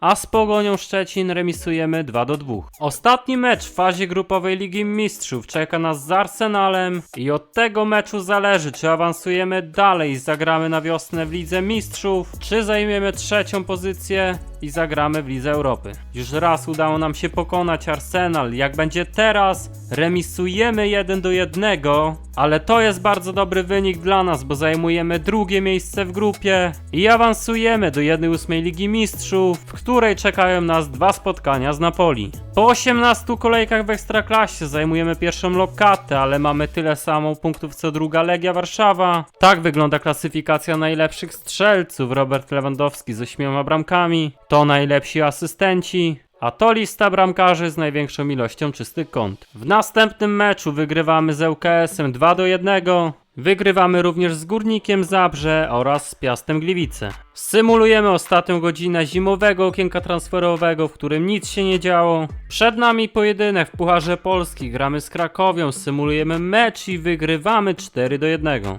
W Ekstraklasie pokonujemy 2-0 Koronę Kielce. W ćwierćfinale Pucharu Polski wygrywamy 2-1 ze Śląskiem Wrocław. W lidze pokonujemy Radomiak 3-2. A przed nami 1/8 Ligi Mistrzów, symulujemy mecz z Napoli i przegrywamy 2-0. W Ekstraklasie u siebie pokonujemy Stal Mielec 2-0, a przed nami derbowe starcie z Legią Warszawa, z Legią, która nieco zwolniła tempo, bo mieli tyle samo punktów co my, a teraz jeżeli wygramy ten mecz, możemy mieć aż 11 punktów przewagi nad nimi. Zatem przechodzimy do symulacji, wygrywamy 2-1, symulujemy również mecz z Kolejorzem, który remisujemy 2-2 i przechodzimy do rewanżu z Napoli. Na awans mamy bardzo małe szanse, ale zobaczmy, przegrywamy 4-1 i odpadamy z europejskich pucharów. W Ekstraklasie wygrywamy 2-1 z Zagłębiem, 4-1 ze Śląskiem oraz 2-1 z Wartą. Remisujemy również 1-1 z Ruchem Chorzów. Po 30 kolejkach w Ekstraklasie mamy 72 punkty na naszym koncie. Drugi Raków ma 64, a właśnie teraz czeka nas pojedynek z nimi. Jeżeli wygramy, zapewnimy sobie tytuł Mistrza Polski. Symulujemy więc ten mecz i wygrywamy 2-1 i po raz 3 z rzędu zdobywamy tytuł Mistrza Polski. Na mecz z Krakowią wychodzimy w zasadzie to drugim składem i ten mecz wygrywamy pewnie 4-0. Symulujemy półfinałowe starcie w Pucharze Polski, gdzie gramy z Legią i wygrywamy 1-0, a w finale zmierzymy się z drużyną Jagiellonii. W 2 ostatnich meczach w lidze wygrywamy 2-0 właśnie z Jagiellonią oraz wygrywamy 2-1 z Widzewem. I tak prezentuje się tabela po całym sezonie. Zajmujemy oczywiście pierwsze miejsce, mamy aż 13 punktów przewagi nad drugim Rakowem, Legia Warszawa na 3. pozycji, a tabelę zamyka Korona Kielce z Radomiakiem. Gual zostaje najlepszym strzelcem w lidze z 18 bramkami, Lewandowski o 3 gole mniej, oto najlepsi asystenci, a to lista najlepszych bramkarzy. Robert Lewandowski ogłosił, że po tym sezonie zakończy swoją piłkarską karierę, zatem w następnym spotkaniu musimy go godnie pożegnać, a spotkanie to gramy z Jagiellonią Białystok w finale Pucharu Polski. Oto drabinka, która doprowadziła obie ekipy do finału. Pierwsza akcja naszej ekipy, Bellingham strzela, ale dobrze golkiper Jagi. Z groźną akcją teraz Jagiellonia, ale szczęśliwie Gomez. I Leni Kenia teraz w polu karnym zagrywa do Lewandowskiego, ten do Cameriego i Cameri daje nam prowadzenie w tym finale. Kolejna akcja naszej drużyny. Dominguez strzela, ale po raz kolejny dobrze bramkarz Jagiellonii. Po pierwszej połowie wygrywamy 1-0, a na drugą część spotkania do składu ląduje Adai oraz Tymoteusz Puchacz. Lewandowski teraz dostaje piłkę, dobrze wypatruje Francuza i Ileni Kenia podwyższa wynik na 2-0. Zatem jesteśmy już blisko zdobycia pucharu.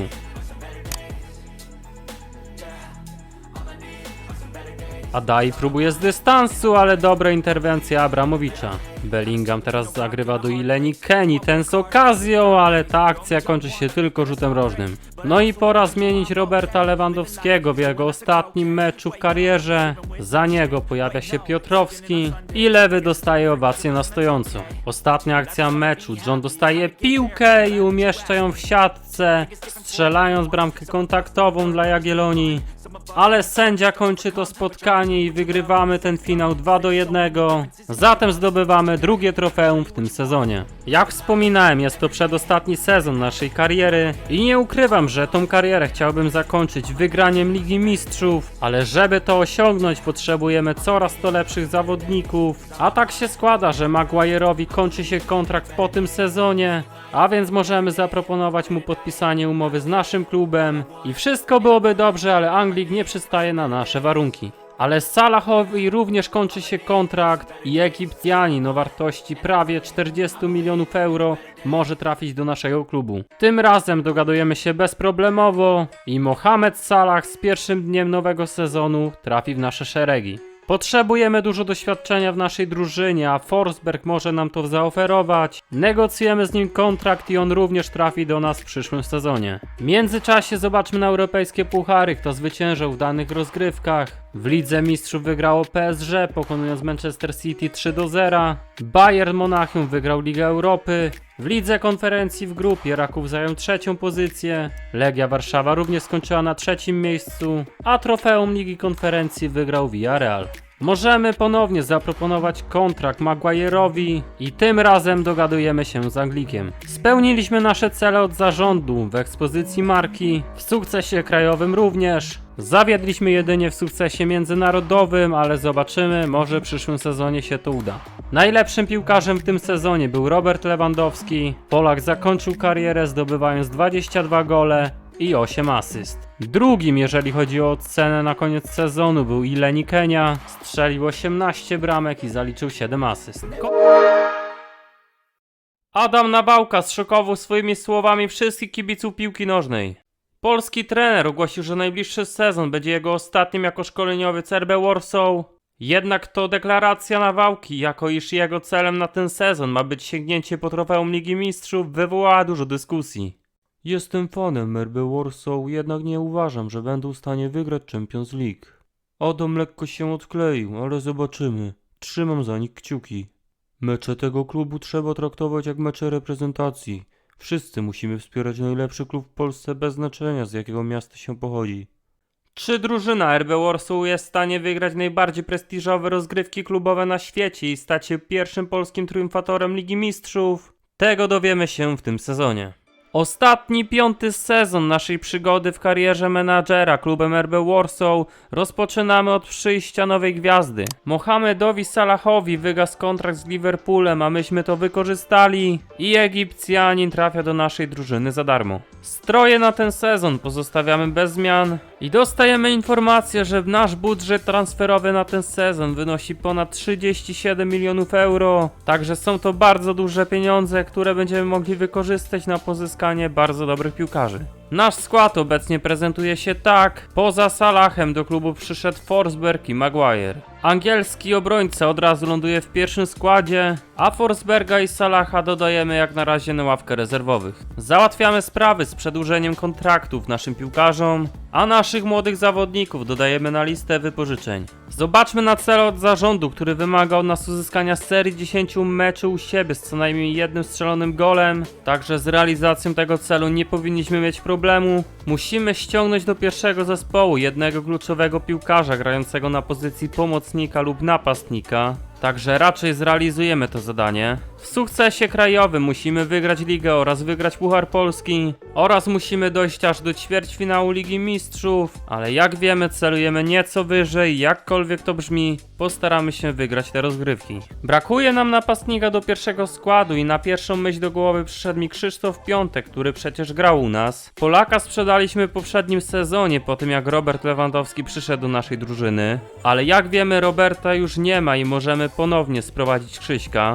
Żeby nie przepłacać, oferujemy 13 milionów euro, a Leeds się nie zgadza. Dostajemy oferty turniejów przedsezonowych i wybieramy jak zawsze ten, w którym możemy zarobić jak najwięcej. I czekają nas 3 spotkania, kolejno z Hoffenheim, Lille oraz Eintrachtem Frankfurt. Ekstraklasę rozpoczniemy od meczu z Wartą, a już za ponad miesiąc czekają nas 2 mecze w eliminacjach do Ligi Mistrzów, w których to zmierzymy się z APOEL-em. Naszemu skautowi zlecamy scouting w Polsce na 9 miesięcy i symulujemy pierwszy mecz w turnieju, który przegrywamy 3-2 z Hoffenheim. Hannes Kucht odchodzi do Radomiaka za 370 000 euro, a my symulujemy mecz z Lille, który kończy się remisem 2-2. Bąk, Krupa i Pawłowski odchodzą na roczne wypożyczenia, a Mirandę za 1 300 000 sprzedajemy do Bristol. Symulujemy ostatni mecz turnieju przedsezonowego, gramy z Eintrachtem i wygrywamy 3-2 i ostatecznie zajmujemy 4. pozycję w tabeli.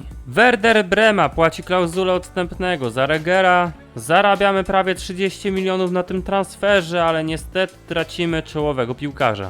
Ale na lewej obronie mamy Puchacza ocenionego na 74, także on ląduje do pierwszego zespołu. I zobaczmy na nasz budżet transferowy, który wynosi 66 milionów. Także pora udać się na zakupy. Piotrek Zieliński, 33-latek, oceniony na 82 overalla, jest do wyciągnięcia z Napoli i wcale nie za duże pieniądze. Także rozmawiamy z jego klubem i dogadujemy się na 20 milionów euro. Z samym Polakiem szybko dochodzimy do porozumienia i Piotrek ląduje w naszym zespole jako nowa gwiazda. Krzysztofa Piątka już nie możemy sprowadzić do naszego klubu, ale możemy porozmawiać z Lipskim w sprawie wykupu Timo Wernera, także to robimy. I z niemieckim klubem dochodzimy do porozumienia, negocjujemy kontrakt z napastnikiem i Timo Werner trafia do naszej drużyny za 17 milionów euro. Zlecamy mu zmianę pozycji z lewego skrzydłowego na napastnika. I tak obecnie wygląda nasz skład. Najwyżej ocenionymi piłkarzami są Zieliński, Salah oraz Piątkowski. Na roczne wypożyczenia odchodzą Adrian i Bartosz Krupa, a my przechodzimy do startu Ekstraklasy. W pierwszym meczu podejmujemy Wartę Poznań na wyjeździe i wygrywamy 3-2 po 2 bramkach Salaha i golu Kameriego. Kolejni zawodnicy odchodzą na wypożyczenia. Przechodzimy do kolejnego spotkania w Ekstraklasie. Gramy z Zagłębiem Lubin, symulujemy mecz i wygrywamy pewnie 3-0. Zmieniamy pozycję Wernerowi na napastnika, a Augsburg przychodzi do nas z chęcią kupu Domingueza, także rozpoczynamy z nimi rozmowę, oferujemy 45 milionów, a oni się na to zgadzają, a więc jeżeli dogadają się z naszym piłkarzem, zarobimy dużo siana. Przechodzimy do meczu z Widzewem i wychodzimy nieco gorszym składem, ponieważ w tygodniu gramy pierwszy mecz w eliminacjach do Ligi Mistrzów, symulujemy ten mecz i remisujemy 1-1 i przechodzimy do pierwszego starcia z APOEL-em, gramy na wyjeździe, symulujemy to spotkanie i przegrywamy 1-0.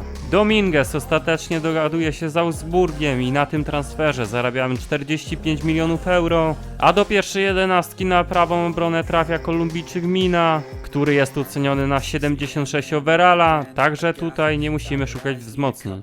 Nasz budżet dalej robi wrażenie, mamy 65 milionów euro na transfery, ale możemy sprowadzać piłkarzy tylko z klubów Red Bulla i z tego co patrzyłem, ewentualne wzmocnienia mogłyby napłynąć tylko z Lipska, ale raczej nie będziemy już kombinować i pozostawimy nasz skład bez zmian. Symulujemy mecz z Piastem Gliwice i wygrywamy 3-0 i przechodzimy do rewanżowego starcia z APOEL-em. W pierwszym meczu przegraliśmy 1-0. A teraz wygrywamy 3-1 i przechodzimy do playoffów o Ligę Mistrzów. A w meczu decydującym zagramy ze Steaua Bukareszt. W międzyczasie symulujemy spotkanie z Rakowem i wygrywamy 4-3. I przechodzimy już do pierwszego spotkania w playoffach o Ligę Mistrzów. Gramy w Rumunii i przegrywamy pierwsze spotkanie 2-1. Jedyną bramkę dla naszej drużyny strzelił Duranville, a Mohamed Salah zmarnował rzut karny. Z Górnikiem Zabrze wygrywamy 2-1 i kończy się ostatnia godzina letniego okienka transferowego. Pora na rewanżowy mecz ze Stiałą. W pierwszym meczu przegraliśmy 2-1, ale teraz gramy u siebie. Symulujemy ten mecz i wygrywamy 2-1 po bramce Wernera oraz Duranville'a. Ale co najważniejsze, awansujemy do UEFA Champions League. A w fazie grupowej zmierzymy się z Arsenalem, Monaco oraz Young Boysami. I wcale wyjście z tej grupy nie jest takie nierealne. W kalendarzu symulujemy 2 mecze Ekstraklasy, wygrywamy 4-0 w Mielcu oraz 4-1 z Ruchem Chorzów. I przyszła pora na pierwszy mecz w fazie grupowej Ligi Mistrzów. Na własnym stadionie podejmujemy Young Boysów, symulujemy ten mecz i wygrywamy 2-0. A gole dla nas strzelali Zieliński oraz Kameri. W kolejnych meczach w lidze remisujemy 1-1 z Lechem Poznań oraz 1-1 z Pogonią Szczecin. Przechodzimy do drugiego spotkania w Lidze Mistrzów, gramy na wyjeździe z Monaco i z drużyną francuską niestety przegrywamy 4-1. Kolejne mecze w Ekstraklasie to znowu remisy 3-3 z Krakowem oraz 1-1 z Jagiellonią. I pora zmierzyć się z najsilniejszą pewnie drużyną w naszej grupie w Lidze Mistrzów, bo mierzymy się z Arsenalem. Symulujemy i przegrywamy 4-2 w Londynie. W Ekstraklasie czekają nas derby stolicy, gramy z Legią Warszawa i ten mecz wygrywamy 3-1.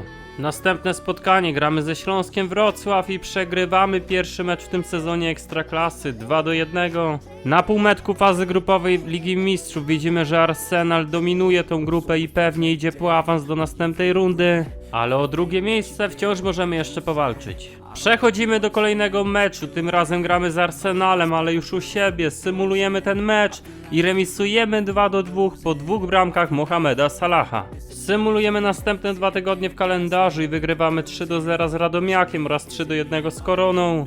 I czas na mecz z Monaco, ale pierwsze zobaczmy na grupę, bo jest tutaj bardzo ciekawie. Nasz zespół, również i Monaco oraz Young Boysi mają po 4 punkty. Także walka o awans jest tutaj zacięta, ale zobaczymy co pokażemy w meczu. Przechodzimy do symulacji, remisujemy 2-2. W ostatniej kolejce pierwszej rundy Ekstraklasy remisujemy 1-1 z ŁKS-em. I na półmetku sezonu w lidze zajmujemy pierwszą pozycję. Mamy 2 punkty przewagi nad drugim Śląskiem i 3 punkty nad trzecim Rakowem. Salah jak do tej pory trzecim najlepszym strzelcem w lidze. Piotrek Zieliński z największą ilością asyst, a to bramkarze z największą ilością czystych kąt. I zanim przejdziemy do ostatniej kolejki Ligi Mistrzów, czeka nas spotkanie ze Śląskiem Wrocław. A jak wiemy, jest to jedyna drużyna, która jak do tej pory pokonała nas w Ekstraklasie. Jak będzie teraz, przekonajmy się. Na ten mecz wychodzimy nieco słabszym składem z oczywistych powodów, symulujemy mecz i wygrywamy gładziutko 4-0. W grupie Ligi Mistrzów dalej zajmujemy trzecią pozycję. Następny, ostatni mecz gramy z Young Boysami, którzy mają 1 punkt mniej. Monaco mierzy się z Arsenalem i gdyby Arsenal wygrał to spotkanie, to wystarczy nam tutaj teoretycznie remis. Ale w tym meczu jesteśmy zdecydowanie lepszą drużyną, więc musimy od nas wymagać zwycięstwa. Symulujemy mecz i wygrywamy 2-1. Monaco remisuje z Arsenalem, co oznacza, że zajmujemy drugie miejsce. I awansujemy do następnej rundy, w której zmierzymy się z Realem Madryt, także z silnym przeciwnikiem. Ale jest to 1/8 Ligi Mistrzów, także nie ma co wybrzydzać. W Ekstraklasie gramy drugie derby z Legią w tym sezonie, które tym razem remisujemy 2-2. Przechodzimy do kalendarza i wygrywamy 4-1 z Ruchem Chorzów oraz 4-1 ze Stalą Mielec. I symulujemy ostatnią godzinę zimowego okienka transferowego, w którym dla naszego klubu nic się nie działo. I czeka nas teraz 1/8 finału Pucharu Polski, gdzie gramy z Legią Warszawa. Przechodzimy do symulacji, wygrywamy 1-0 po golu Kameriego w końcówce spotkania. Także awansujemy do ćwierćfinału Pucharu Polski. Lecz zanim mecz ćwierćfinałowy, mierzymy się pierwsze z Koroną Kielce w Ekstraklasie i wygrywamy 4-0. A w Pucharze wygrywamy 3-0 z Ruchem Chorzów. W lidze pokonujemy Radomiak również 3-0. A na mecz z Jagiellonią wychodzimy strasznie osłabionym składem, ponieważ w tygodniu gramy z Realem i spotkanie to wygrywamy 0-1.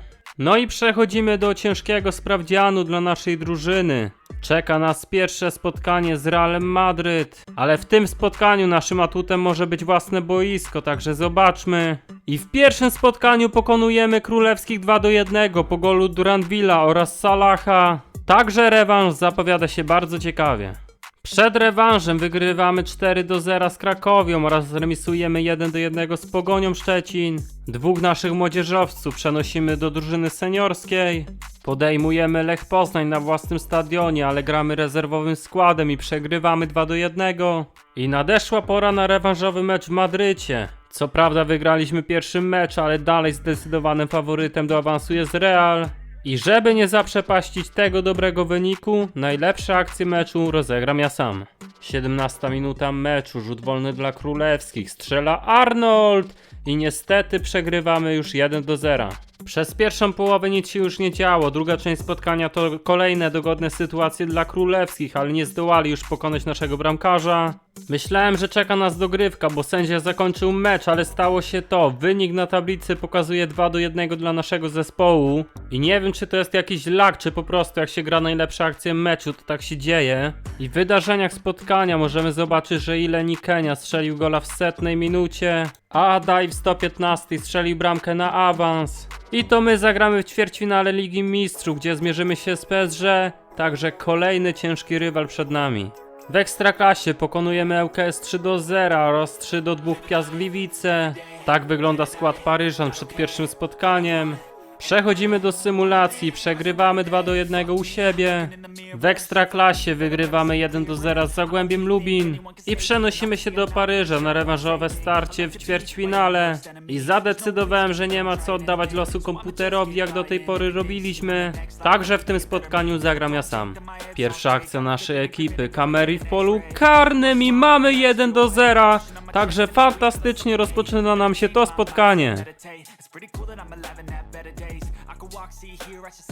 Drugi atak, rajd Zielińskiego, jest już w polu karnym, zagrywa do Wernera, a ten z łatwością umieszcza piłkę w bramce i w dwumeczu wychodzimy na prowadzenie.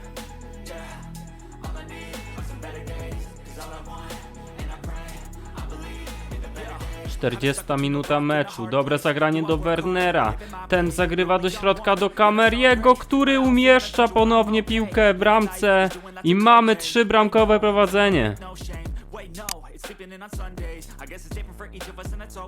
Końcówka pierwszej połowy, Foden wbiega w nasze pole karne i zdaniem arbitra zostaje faulowany przez Mohameda Salaha i mamy 11 dla gospodarzy. Do piłki podchodzi Mbappé, który wykorzystuje tą 11 i mamy 3-1.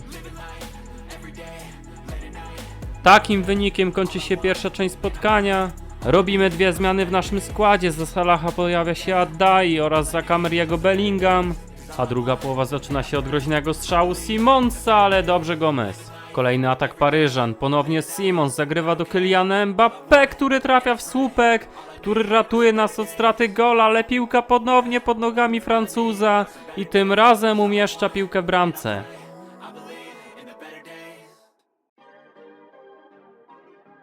Indywidualna akcja teraz Duranville'a na lewym skrzydle. Duranville wbiega w pole karne, zagrywa do Wernera i Niemiec strzela drugiego gola w tym meczu, a my po raz kolejny wychodzimy na prowadzenie w tym dwumeczu. Foden dośrodkowuje teraz w nasze pole karne i tracimy gola, ale po jakim strzale Francuza. Trzeba to przyznać, fenomenalna bramka Mbappé. Po 90 minutach mamy remis w dwumeczu, także gramy dogrywkę. Przeprowadzamy zmianę, za Puchacza wchodzi Morgalia i po pierwszej połowie dogrywki wynik pozostaje bez zmian. Paryżanie teraz przeprowadzają szybką akcję, która kończy się sytuacją sam na sam Asensio z Gomezem. Gomez wychodzi, a Asensio strzela nad bramką. I po dogrywce dalej mamy remis, także czeka nas seria rzutów karnych. Pierwsza piątka oddelegowanych do strzelania karnych to Werner, Zieliński, Duranville, Adai oraz Ileni Kenia. Także przechodzimy już do pierwszej 11. Kylian Mbappé strzela i Gomez był blisko, ale mamy 1-0. Werner rusza i pewnie wyrównuje. Kolejny strzelec z Paryża to Kamavinga i on marnuje 11. Co na to Zieliński, a on na spokojnie wykorzystuje tą 11 po strzale w środek. Jak na razie prowadzimy, ale Foden bardzo pewnie uderza. Kolejne 11 to pewny gol Duranville'a. Ugarte również bez spotknięcia. Pewny strzał Adaiego. I teraz jeżeli Valverde się pomyli albo Gomez obroni, awansujemy do półfinału UEFA Champions League. A więc zobaczmy, i Gomez był bliski obronienia tego, ale niestety się nie udało. I do decydującego karnego podchodzi Leni Kenia. Podbiega do piłki na spokojnie, w drugi róg Donnarumy, umieszcza piłkę w bramce. A my awansujemy do półfinału. I w następnej rundzie naszym rywalem będzie kolejny zespół z Londynu, ale tym razem nie Arsenal, tylko Tottenham. Przechodzimy do polskiej Ekstraklasy, gdzie wygrywamy 3-1 z Wartą Poznań. W półfinale Pucharu Polski gramy z Górnikiem Zabrze i wygrywamy to spotkanie 2-0 i awansujemy do finału, gdzie zmierzymy się z drużyną Korony Kielce. Do końca rozgrywek Ekstraklasy zostały nam 2 kolejki, ale już po meczu z Górnikiem Zabrze możemy zapewnić sobie Mistrzostwo Polski, ale musimy pamiętać, że w tygodniu mamy mecz Ligi Mistrzów, także na to spotkanie wyjdziemy sobie nieco słabszym składem. Przechodzimy do symulacji, wygrywamy pewnie 3-0, zatem po raz kolejny zdobywamy Mistrzostwo Polski. Przenosimy się do Londynu na pierwsze spotkanie półfinałowe i pierwszy mecz sobie przesymulujemy, zobaczymy jaki będzie wynik. A wynik jest zaskakujący dobry dla nas, bo wygrywamy 3-1 po bramkach Zielińskiego, Adajego oraz Kamariego. Także jakby to nie powiedzieć, jedną nogą jesteśmy w finale. Ostatni mecz Ekstraklasy to spotkanie z Rakowem i na ten mecz wyjdziemy ponownie słabszym składem. Przechodzimy do symulacji i wygrywamy 3-1, ale mnie najbardziej ciekawi, co wydarzy się w rewanżowym starciu z Tottenhamem. Także bez przedłużania symulujemy ten mecz i przegrywamy 3-2, ale w dwumeczu wygrywamy 5-4 i to my zagramy w wielkim finale Ligi Mistrzów. A naszym przeciwnikiem będzie zespół Newcastle United, który w półfinale pokonał Napoli w dwumeczu 3-1.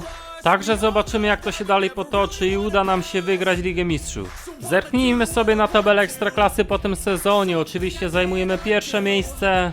Mamy 8-punktową przewagę nad drugą Legią. Raków Częstochowa na trzecim miejscu. A tabelę zamyka Radomiak z ŁKS-em. Najlepszym strzelcem widzę zostaje John z Legii Warszawa, który strzelił aż 30 goli. I Leni Kenia z 18 bramkami na czwartym miejscu, a Salah na piątym. Top 3 najlepszych asystentów to nasi piłkarze. Salah, Zieliński oraz Werner z 9 asystami, a najwięcej czystych kąt zachował bramka Śląska Wrocław. Przenosimy się do jednego z dwóch finałów. Pierwsze to finał Pucharu Polskim, gdzie podejmujemy Koronę Kielce. Oto drabinka, jakie obie ekipy pokonały i przechodzimy już do najlepszych akcji. Pierwszą sytuacją nasi rywale, ale dobrze Gomez. Indywidualna akcja Mohameda Salaha, Egipcjanin biegnie przez prawie całą połowę boiska i strzela, ale tylko rzut rożny. Dośrodkowanie z narożnika, piłka trafia do Wernera. Werner utrzymuje się przy piłce, jest w polu karnym, wypatruje Salaha i Egipcjanin daje nam prowadzenie w tym finale.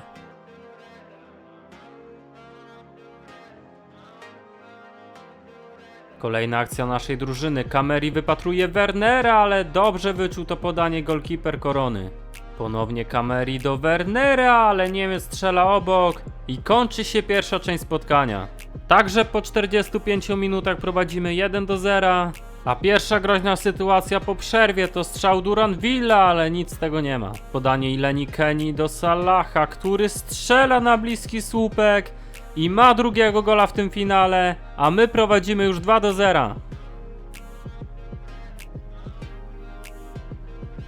Przeprowadzamy więc zmiany. Na boisku pojawia się Adai, Bellingham, Piotrowski oraz Morgalia. I na podwyższenie wyniku okazję miał jeszcze Werner, ale dobrze Walesko. A sędzia kończy to spotkanie i wygrywamy 2-0. A co najważniejsze, zdobywamy kolejny puchar do kolekcji.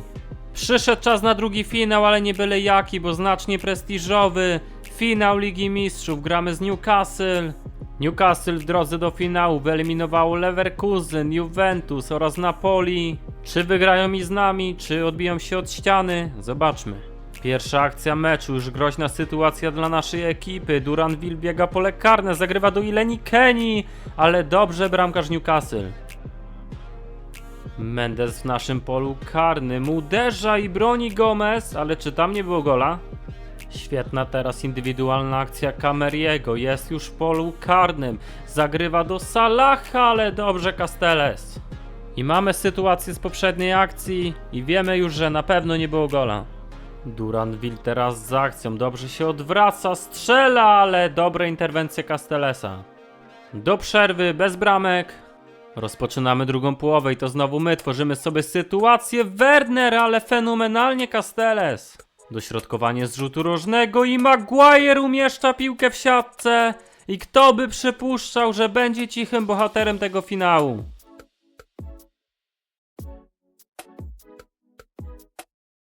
Przeprowadzamy zmiany, za Salaha wchodzi Adai oraz za Cameriego Bellingham. Z groźnym atakiem teraz Newcastle, Garcia zagrywa do Gonzaleza, nie ma spalonego i tracimy bramkę, mamy 1-1. Ostatnia akcja meczu, 90 minuta, Izak sam na sam, ale Gomez ratuje nas od przegrania tego finału.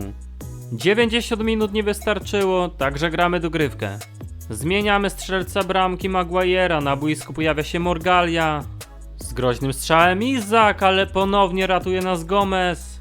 Wybitna teraz interwencja Puchacza, ale Gomez się myli, a Çalhanoğlu wykorzystuje takie sytuacje i przegrywamy w tym finale 2-1.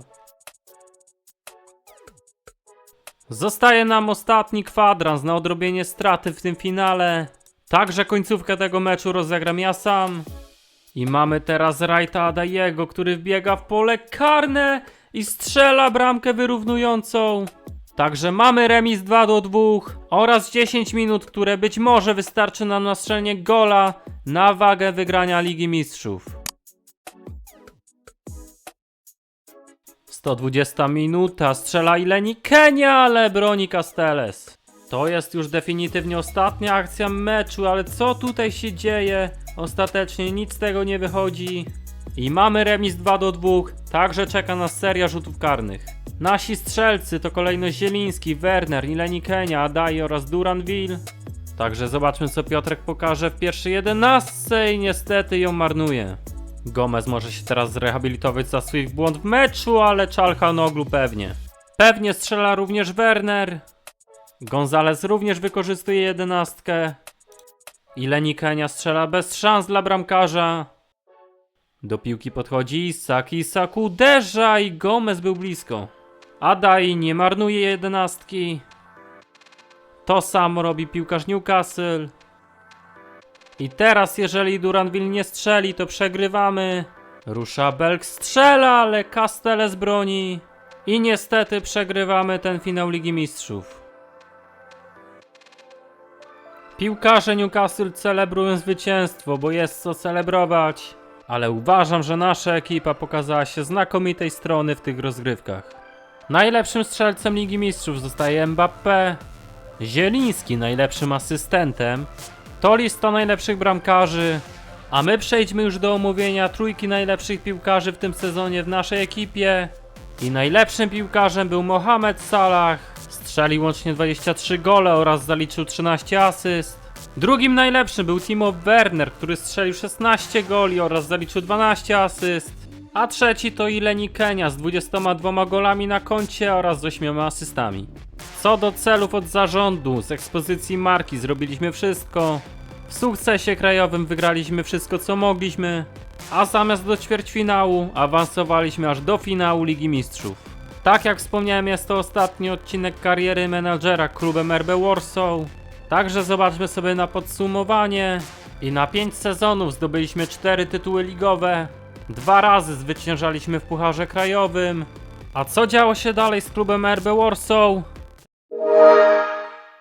Witajcie w dodatkowych sezonach kariery menadżera klubu RB Warsaw. Lecz tym razem Adam Nawałka przestaje pełnić funkcję szkoleniowca naszego klubu. No i zobaczymy, jakie losy czeka zespół ze stolicy Polski. Kto zostanie, kto odejdzie, czy w ogóle będą jakieś hitowe transfery. Tego dowiemy się na przestrzeni kilku dodatkowych sezonów. Ale na początku czekają nas eliminacje do Ligi Mistrzów. RB Warsaw mierzy się z APOEL-em Nikozja.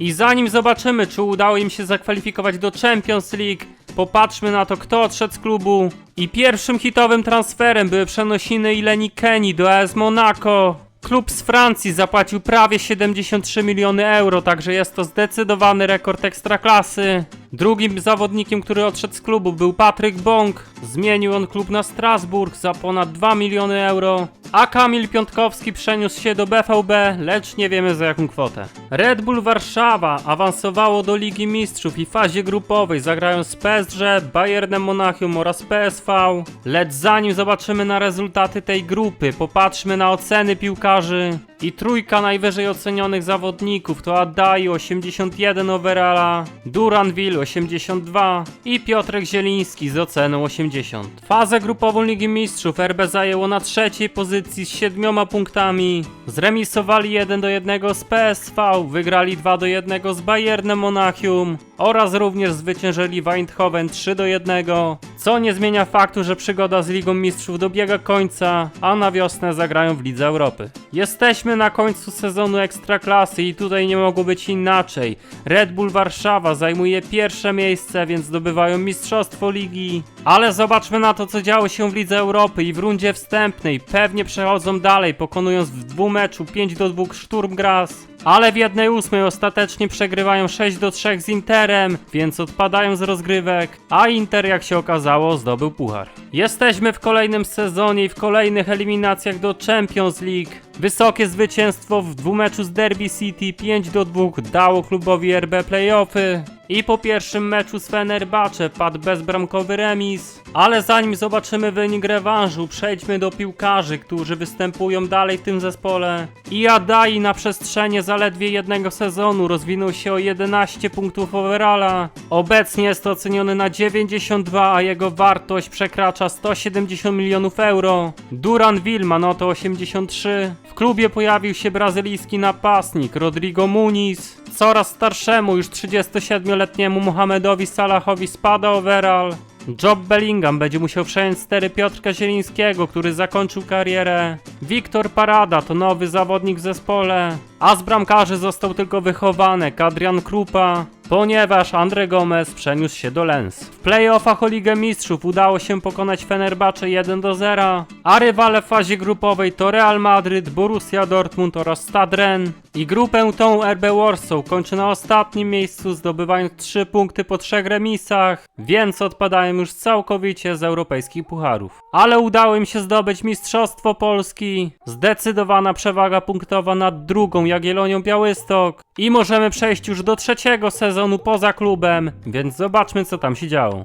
Job Bellingham odchodzi do Walencji za prawie 70 milionów euro, Adai utrzymuje overall 92, Salah jest już praktycznie na wykończeniu, z pomocników została tylko ta czwórka, także kiepsko i dalej mają tylko jednego bramkarza. W eliminacjach do Ligi Mistrzów wygrywają 3-0 z Apoelem Nikozę i awansują do playoffów, a tam ulegają Bodo Glimt i czeka ich tylko Liga Europy. Grupa RB Warsaw wygląda następująco i na koniec zajmują trzecie miejsce za Fiorentiną i Crystal Palace. Także na wiosnę grają w Lidze Konferencji, w której odpadają już w rundzie wstępnej. Red Bull Warszawa zostaje po raz kolejny z rzędu mistrzem Polski, tym razem z 6-punktową przewagą nad drugą Legią, a my meldujemy się już w czwartym sezonie i z tego co widzę skład pozostaje bez zmian. Do Ligi Mistrzów nie udało im się zakwalifikować i z tego co widzę do Ligi Europy też nie. Nadeszła sensacja w Ekstraklasie. Po tylu latach zdobywania mistrzostw RB Warsaw zajmuje drugą pozycję, a co najgorsze, mistrzem zostaje ich największy rywal Legia Warszawa. Przechodzimy do ostatniego, już 5. sezonu, a w tej serii to w zasadzie już 10. i zobaczmy na oceny piłkarzy, które jak ktoś chce zobaczyć, to może teraz wyłapać. Jako że poprzedni sezon Red Bull Warszawa zajął drugie miejsce w Ekstraklasie, to teraz czekają ich playoffy do Ligi Konferencji i po pierwszym meczu pewnie wygrywają 4-1 i awansują do fazy grupowej, a ich rywale wyglądają tak. Legia Warszawa w eliminacjach do Champions League przegrywa w dwumeczu 3-2 z Pilsnem i ostatecznie zagrają w Lidze Europy. Po 6 meczach fazy grupowej Red Bull Warszawa zajmuje drugie miejsce, także grają dalej w europejskich pucharach. Śląsk Wrocław zajął ostatnie miejsce w grupie, a Raków zakończył swoją przygodę na trzeciej pozycji. Legia Warszawa również odpada z europejskich pucharów, a RB Warsaw w rundzie wstępnej wygrywa 5-3 z Fenerbahce. W 1/8 finału również dają sobie radę i awansują do ćwierćfinału. Tam w dwumeczu z Sassuolo wygrywają 4-3 i po półfinałach wiemy, że czeka ich finał z Athletic Bilbao, a w finale przegrywają 3-0, także naprawdę wielka szkoda. Muniz oraz Werner to dwóch najlepszych strzelców tego sezonu Ligi Konferencji, a Adai był wysoko pod względem liczby asyst. Jeżeli chodzi o tabelę Ekstraklasy, to wam jej nie pokażę, bo jej nie nagrałem, ale w zamian tego widzicie teraz piłkarzy, którzy są w klubie po tej 10-sezonowej przygodzie, a jeżeli chcecie więcej takich karier, to zasubskrybujcie kanał, zostawcie łapkę w górę, napiszcie komentarz, możecie również wesprzeć kanał, za co dzięki i zapraszam na inne odcinki na kanale, które wyświetlą ci się za 3, 2, 1...